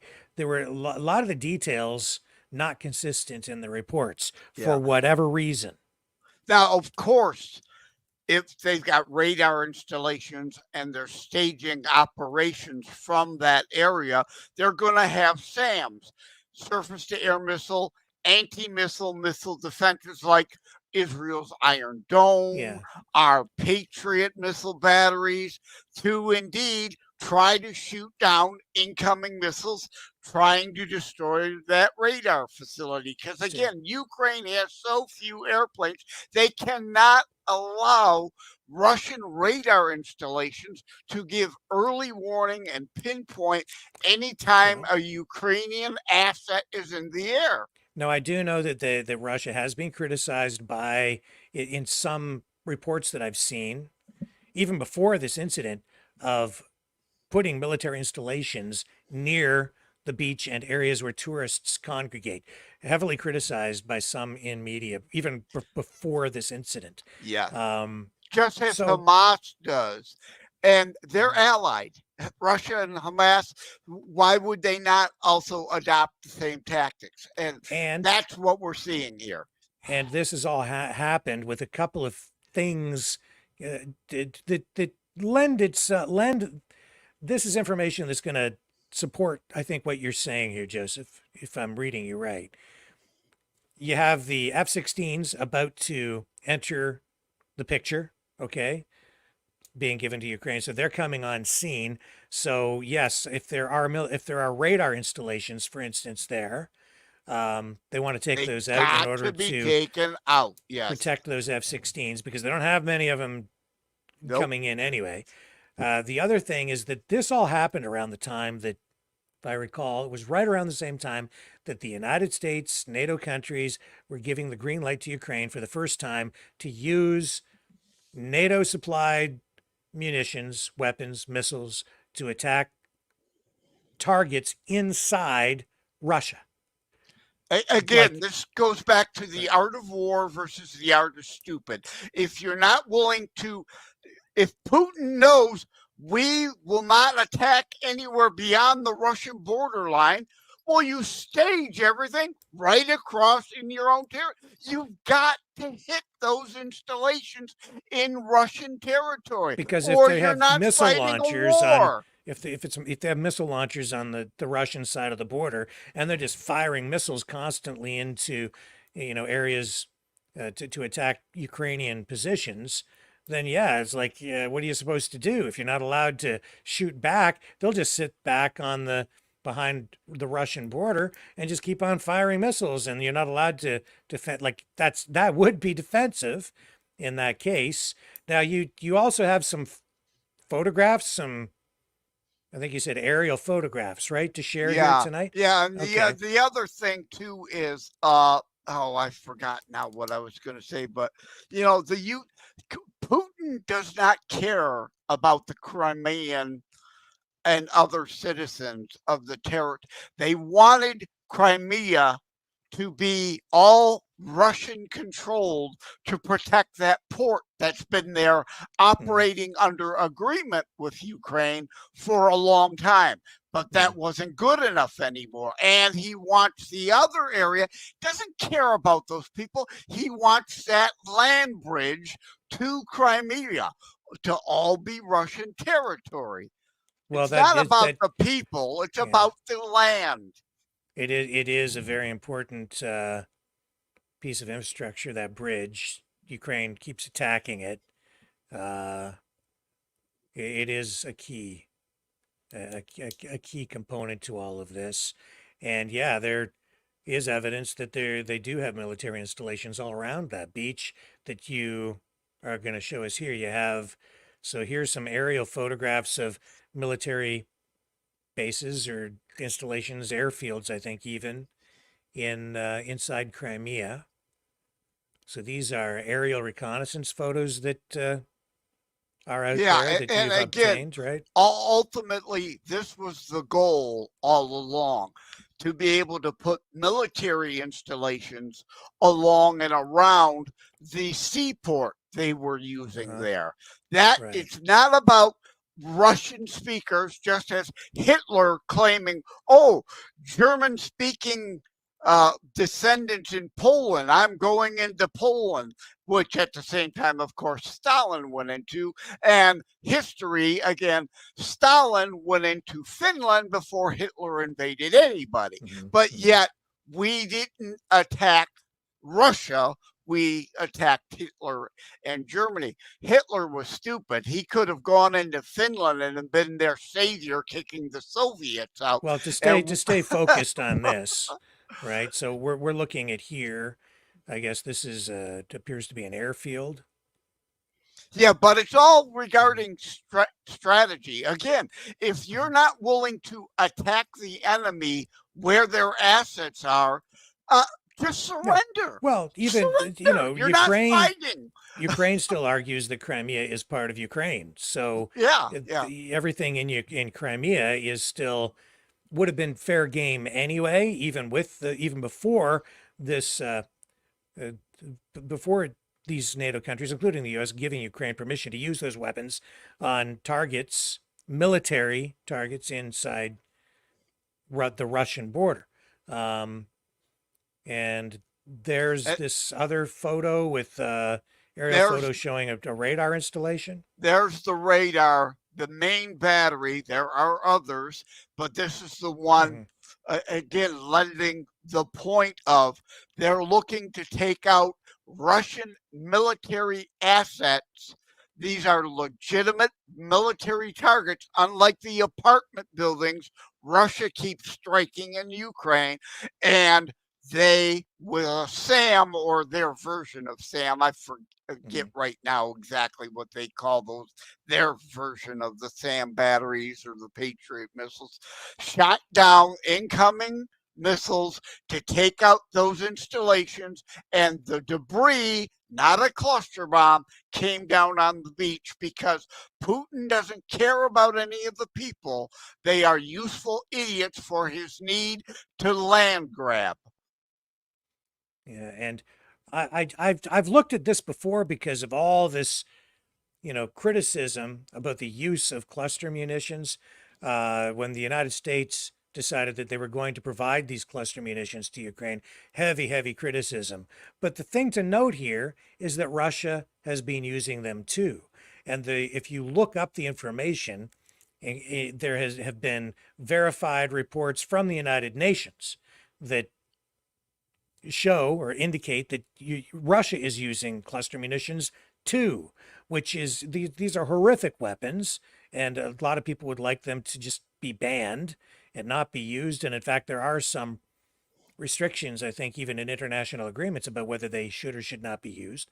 But both sides have been using them in the Ukraine conflict. And I from the information I have, this is just information I've seen. There are reports that Russia has used cluster munitions on at least 24 occasions. And that is information coming from the UN. Now, others may have another perspective on this. The UN, which is no friend to the US, and therefore not really much of a friend to Ukraine. So it's not like it's coming from some pro-Zelensky outlet, right? Yes, and again, Zelensky corrupt, Biden corrupt, Putin corrupt. There is no leader involved here that isn't corrupt. It's not about supporting Zelensky. It's about supporting the innocent Ukrainian people and the sovereignty of the Ukrainian state. So what's the takeaway here, and why are we focused so much on this? Because it's I guess your assertion that this was an exaggeration, that it was not a direct attack on the beach by Ukraine. It wasn't an intentional missile attack, that it was maybe some truth wrapped up with a whole lot of propaganda in order to score some political points internationally. Am I reading what you're trying to tell us properly?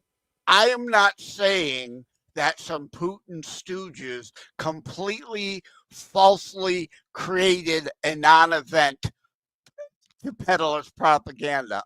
Yeah, some debris from shot down missiles came down there and some people were injured. They are trying to twist it and spin it into, oh my God, look at those evil Ukrainians and Americans attacking innocent civilians. That isn't what happened. And again, let's devil's advocate. If it was a stray missile, that wasn't shot down and whatever and accidentally hit the beach, that's called a one-off. Or if it happens twice, right, it's sad, but collateral damage happens at times. But this isn't that. Like Russia constantly hitting civilian apartment buildings. It's a pattern of behavior. This is not a pattern of behavior. And again, it was attempts to hit military assets that got shot down. Well, not shot down, but, broken up in the air. Intercepted is the word I'm looking for. Incoming missiles got intercepted, broke apart. The debris came down, hurt some innocent people. No denying some innocent people were hurt. But as you alluded to earlier, if it was a real cluster bomb purposefully sent there and hit there, there would be craters all over that beach. Yeah, well, I can maybe find some footage of cluster munitions actually being detonated to show people what that would look like. Here appears to be security camera footage, which we've shown on here before. I'll get your assessment then. I just went and found this. So this is what the attack looked like with security camera footage. So I remember this footage. There you see those things hitting the water. Looks like something down there by those stairs. Something definitely made a thud there by that building, but that wasn't a cluster bomb. If that was part of a cluster bomb, that building would be erased. That's debris falling. Yeah. And there's stuff hitting the water from another angle from another security camera. And it looks like falling into the water and then creating like a huge splash of some kind. No doubt the people are panicking. Obviously, anything falling from the sky or multiple objects, even if they're small pieces of debris, it's going to cause a panic. But this is the best evidence of it isn't what they're saying it was, or there would be almost nothing left of any of that to see. So there's that. And that was actually offered up as evidence to support what the reports were. Okay. So let me just see if I can find what cluster munitions look like when they're detonated. Let me just do a. And again, search. Now there are different types of cluster munitions. There's somewhat smaller ordnance, and there's much bigger ordnance. So again, defined cluster weapon. A warhead with 5 subunits or a warhead with 500 sub-cluster bombs that then obliterate a clear mile of territory in one fell swoop. Well, that's an animation. I don't want to show an animation. I want to show something that's real. Well, the animation may do if nothing else. It's depending on the source again. So right? This is footage of. This is from Fox News 8 years ago. A Russian jet dropping cluster bombs on Aleppo in Syria. according to the caption on this. So let's take a look at this.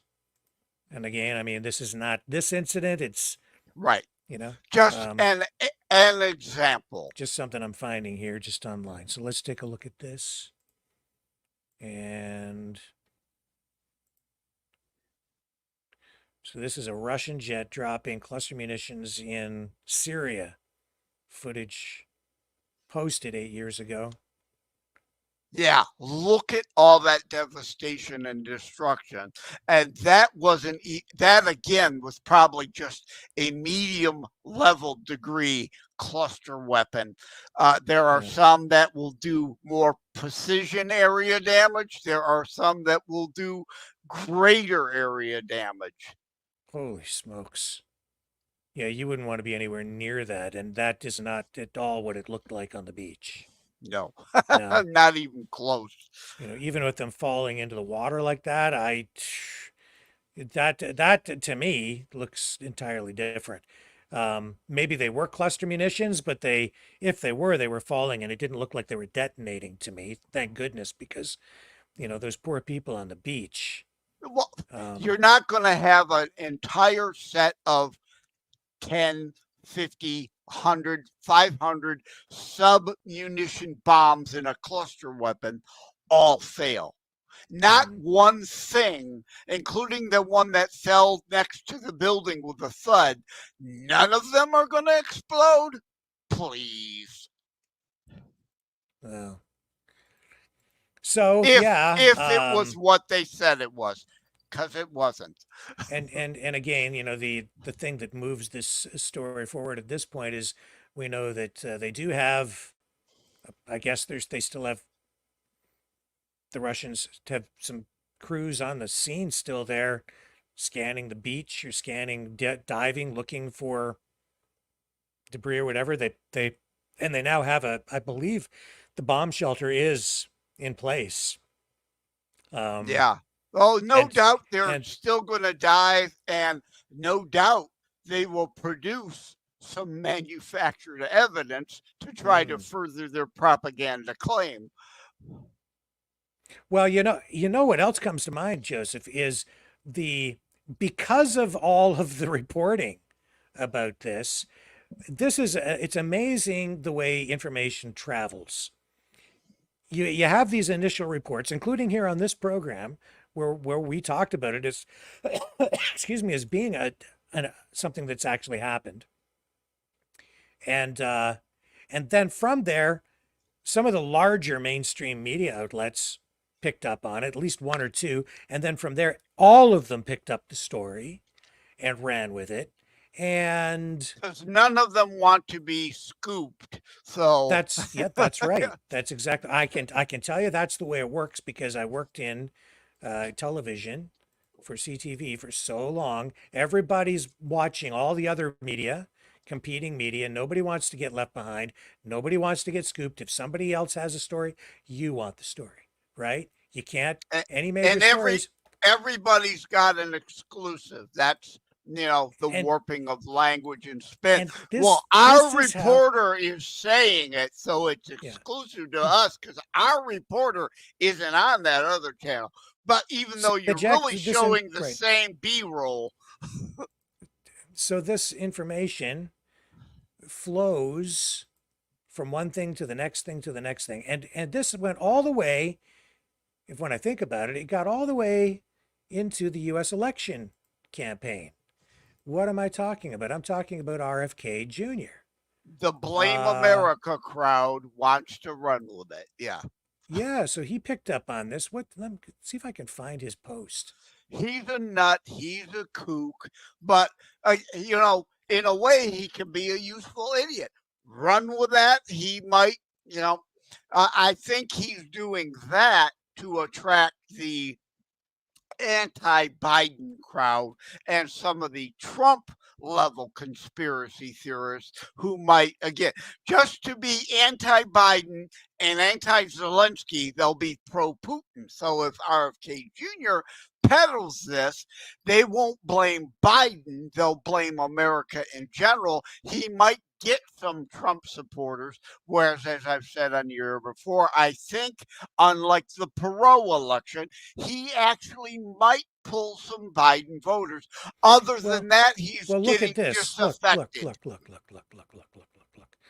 So here's a guy who's running for president of the United States, and because of that attack and the information that came out of that and the way that it was distributed, you have RFK Jr., who posted on social media saying that it was the United States engaged in a terrorist attack. He's calling the actions of the United States, his own country, terrorism. So RT picked up on this. This was like a gift to Putin, having RFK talk like this. Yep. So what does he say here? U.S. presidential candidate suggested that the incident was an act of war staged by Washington. So this is a guy who wants to be president, who is saying that what the United States did was escalatory and actually an act of war against Russia, which could in itself precipitate an actual war with Russia. Yeah. Well, this is part of RFK's libertarian side.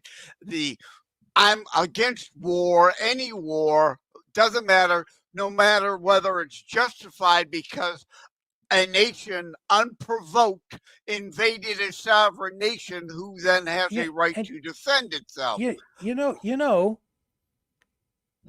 if you're running for president of the United States and you want peace, okay, and you actually really want this is the opposite of how you get peace. This is the stupidest thing someone could have said if you're running for the presidency of the United States.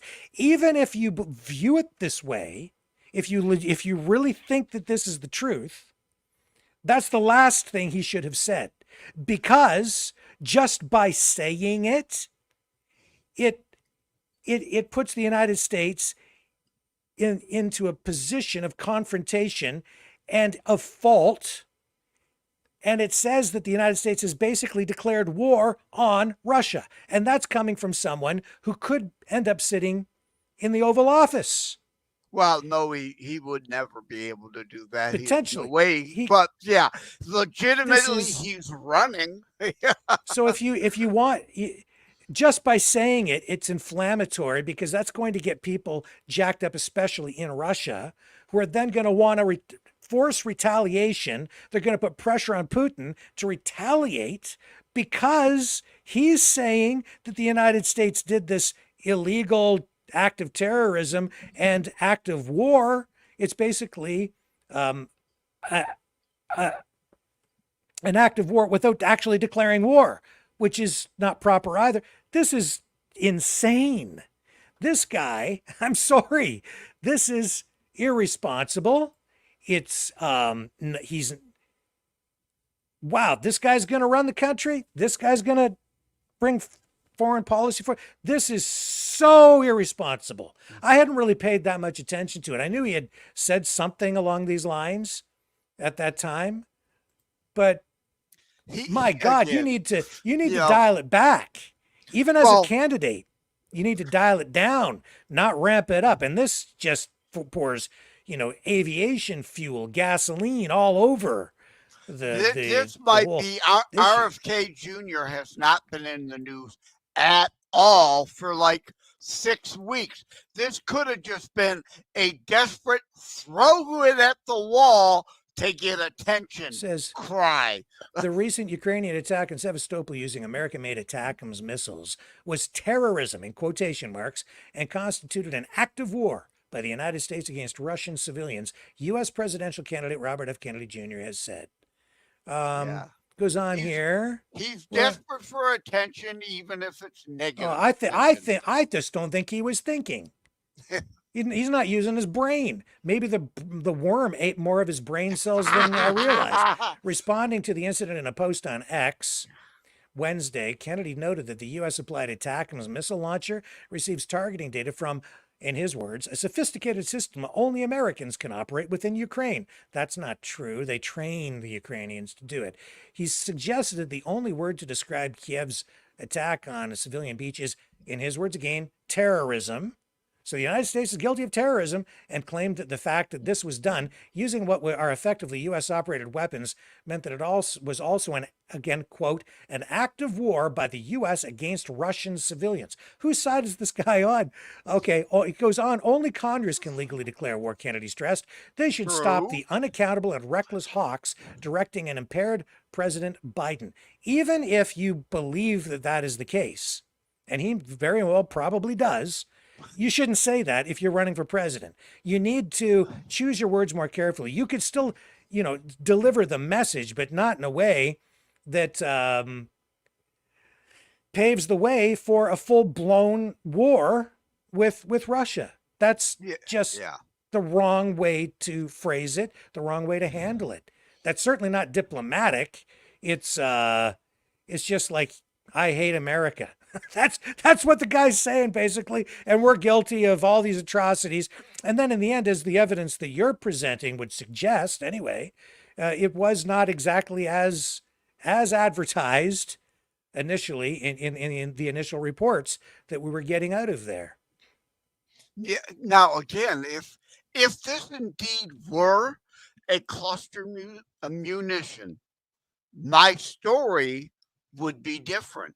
That it would still relate. It would be, again, yes, we fired one at their installations and maybe it went off course and there was collateral damage. But again, that wasn't that.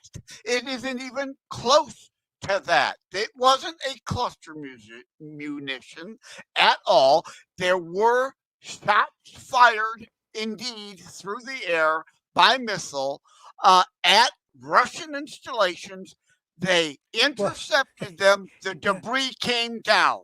And to defend a little bit from the stuff coming from the Russian side, a little bit, because not all the media was doing this, but the story was altered over time, even within Russian media, where they stopped saying it was a deliberate attack. They actually, a lot of media outlets in Russia then acknowledged later that it was the missile being shot down and the fragments coming down. That's what was really the likely, probably the truth, is the way that it ultimately was reported. And 4 civilians killed is what we were told, and 150 injured. Even those numbers, though, kept moving, shifting, being adjusted. It was never clear to me what even now when I go and look it up, I'm not sure that even that is true. Of course, the Russian side wants to inflate the numbers, and our side wants to suppress and lower the potential numbers. But my God, for Kennedy to just grab that, he's just that's not him referencing actual valid intelligence information. That's just him spouting off based on some stuff he's picked up on through social media or media in general, and making those kinds of statements. My God, to say those things, very beyond irresponsible. If that's the kind of president he would be, we would be in deep crap, in my opinion, because the first thing he would do is surrender. Second thing he would do is give the whatever opponent it is, whatever the hell they want. Third thing he would do is say, who would you like to incarcerate and put on trial for war crimes? Next thing he would do is he would say, would you like me to help you execute them? Right? Like, and Biden would do all that if he wasn't beholden for all the Ukrainian money that he laundered through there. And I'm not dismissing some of the bad things that have been done by the United States or anybody, right? I'm going to hold everybody accountable here, regardless. Me too, brother. Me too. Yeah, it's just, but if you're the president, you're supposed to be on that side. And being on that side doesn't mean, it doesn't mean that you gloss over atrocities or don't hold people accountable for things that they've done wrong. Or What I'm saying is you want to keep the Yeah. peace. You want to do things that don't escalate, that don't lend themselves to bringing us closer to war. What he just did there, well, maybe well-intentioned, opposite effect. Yeah. We've got to not just claim to be better than the other guys. We've got to act better than the other guys, which means indeed at times holding our own accountable for bad things. Right. But what you say in public when you're the president or even a presidential candidate, you have to be very careful about what you say. That goes triple for Donald Trump too. Okay? Because he's got, blah, blah, blah, blah, blah. No, that brings me, just as an aside, to the National Association of Black Journalists event. Oh, did you saw that email? Oh, I did. Did Yes. he? I'm not a Trump cultist. Boy, did he blow that interview. No kidding. You've had 8 years knowing the black jobs thing was going to come up, and you ain't got a reasonable, better explanation? Oh my God, he was horrible. And of course, the right side, Trump cultists, rah, rah, rah, Trump hat guys are, he was brilliant. No, his inner 6-year-old came out again and he blew it. But they were 35 minutes late, so he was flustered. And I get that. But no, you're a presidential candidate. You've had 8 years to now get that answer right of the question you knew was coming, and you were still completely unprepared. It just, can't we find some better candidates? Can we start all over again with all new candidates, not just one? Like all new ones, all new candidates. I want Trump without the Trump, yeah. But hey, Trump Vance 2024. Let me make clear, yes, but I'm not a cultist for anybody. Remember, I'm the guy who calls Francis the nincompoop. I will criticize anybody on this planet when they deserve to be criticized. Yeah. Well, listen, it's we're just down at the bottom of the hour. So what we need to do here is actually we need to kind of wrap this up, and then we'll switch over, and we'll come back on in a whole new broadcast with Maverick Midnight Matinee. Are you going to be able to do it tonight? Because you look like you're in pain, man. I am in pain. Just damn pinched nerve, but I will soldier through. I may lean back and kind of relax a bit through it, but get your popcorn. Get your popcorn out. Now, This movie's Joseph. I don't need another link, right? We're going to be in the same studio, but no, I'm going to send you a new link. We're going to. It's a whole new program. Okay, so it'll be. Yeah, and another broadcast. Have you seen The Last Man on Earth before? I think I have, but it's been so long that I don't. I liked Vincent Price back when. Man. And I think that it's got a virus. It's got vampire zombies. It's got Vincent Price. Yeah, I think that was the genesis for the Heston Omega Man, which were then later remade with Will Smith into I Am Legend, which was the name of the book that this was all based on. Yeah, Omega Man was the Heston one. Yeah. I Am Legend was the I Smith loved one. I Am Legend with Will Smith. That was a fantastic movie. This one's also fantastic. This is, I think it is maybe the best performance ever by Vincent Price, the master of horror. I think some would say Vincent Price's best on-screen appearance was in the Michael Jackson video. Yeah, well, he had the laugh down, didn't he? He sure did. So we'll be back, folks, very soon at 10 p.m. Eastern, in less than 1/2 hour from now, for Maverick Midnight Matinee. Tonight's feature presentation shall be The Last Man on Earth. See you then on the flip side.